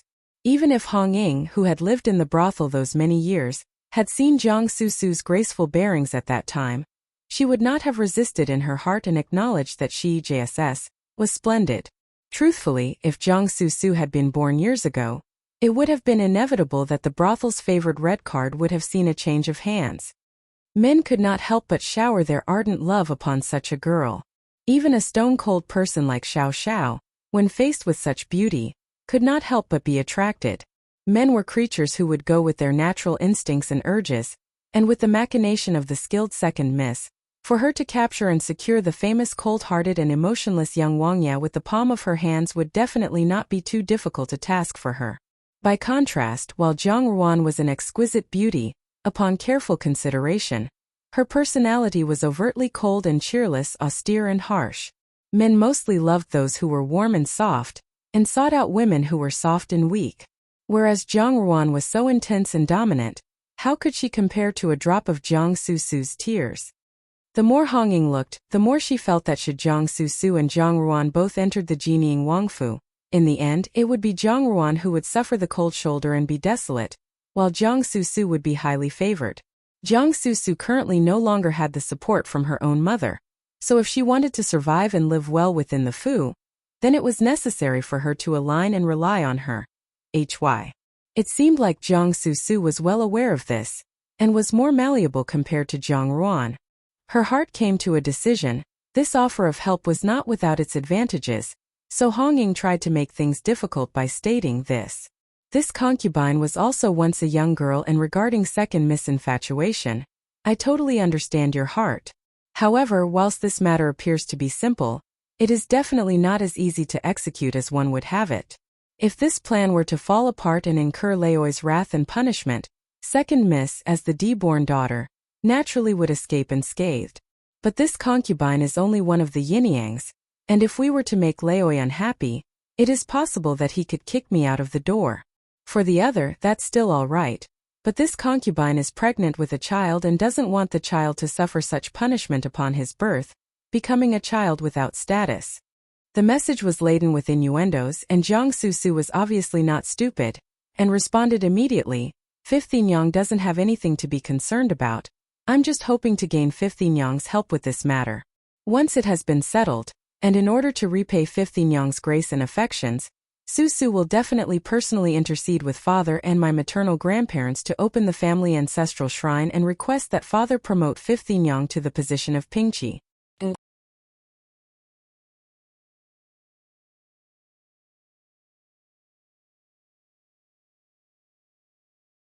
A Pingqi does not need to do concubine etiquette to the matron of the household, although their status is truthfully not equal, as she still has the status of a concubine.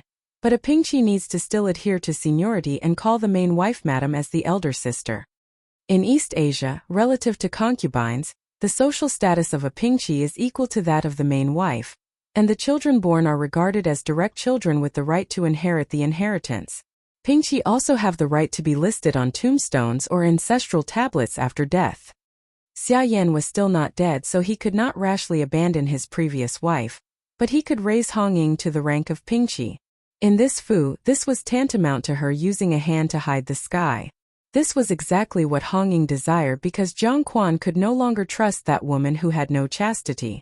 Hong Ying smiled in satisfaction as she patted Jiang Susu's hand. Second miss truly is thoughtful, but I'm not sure what you intend for this concubine to help with.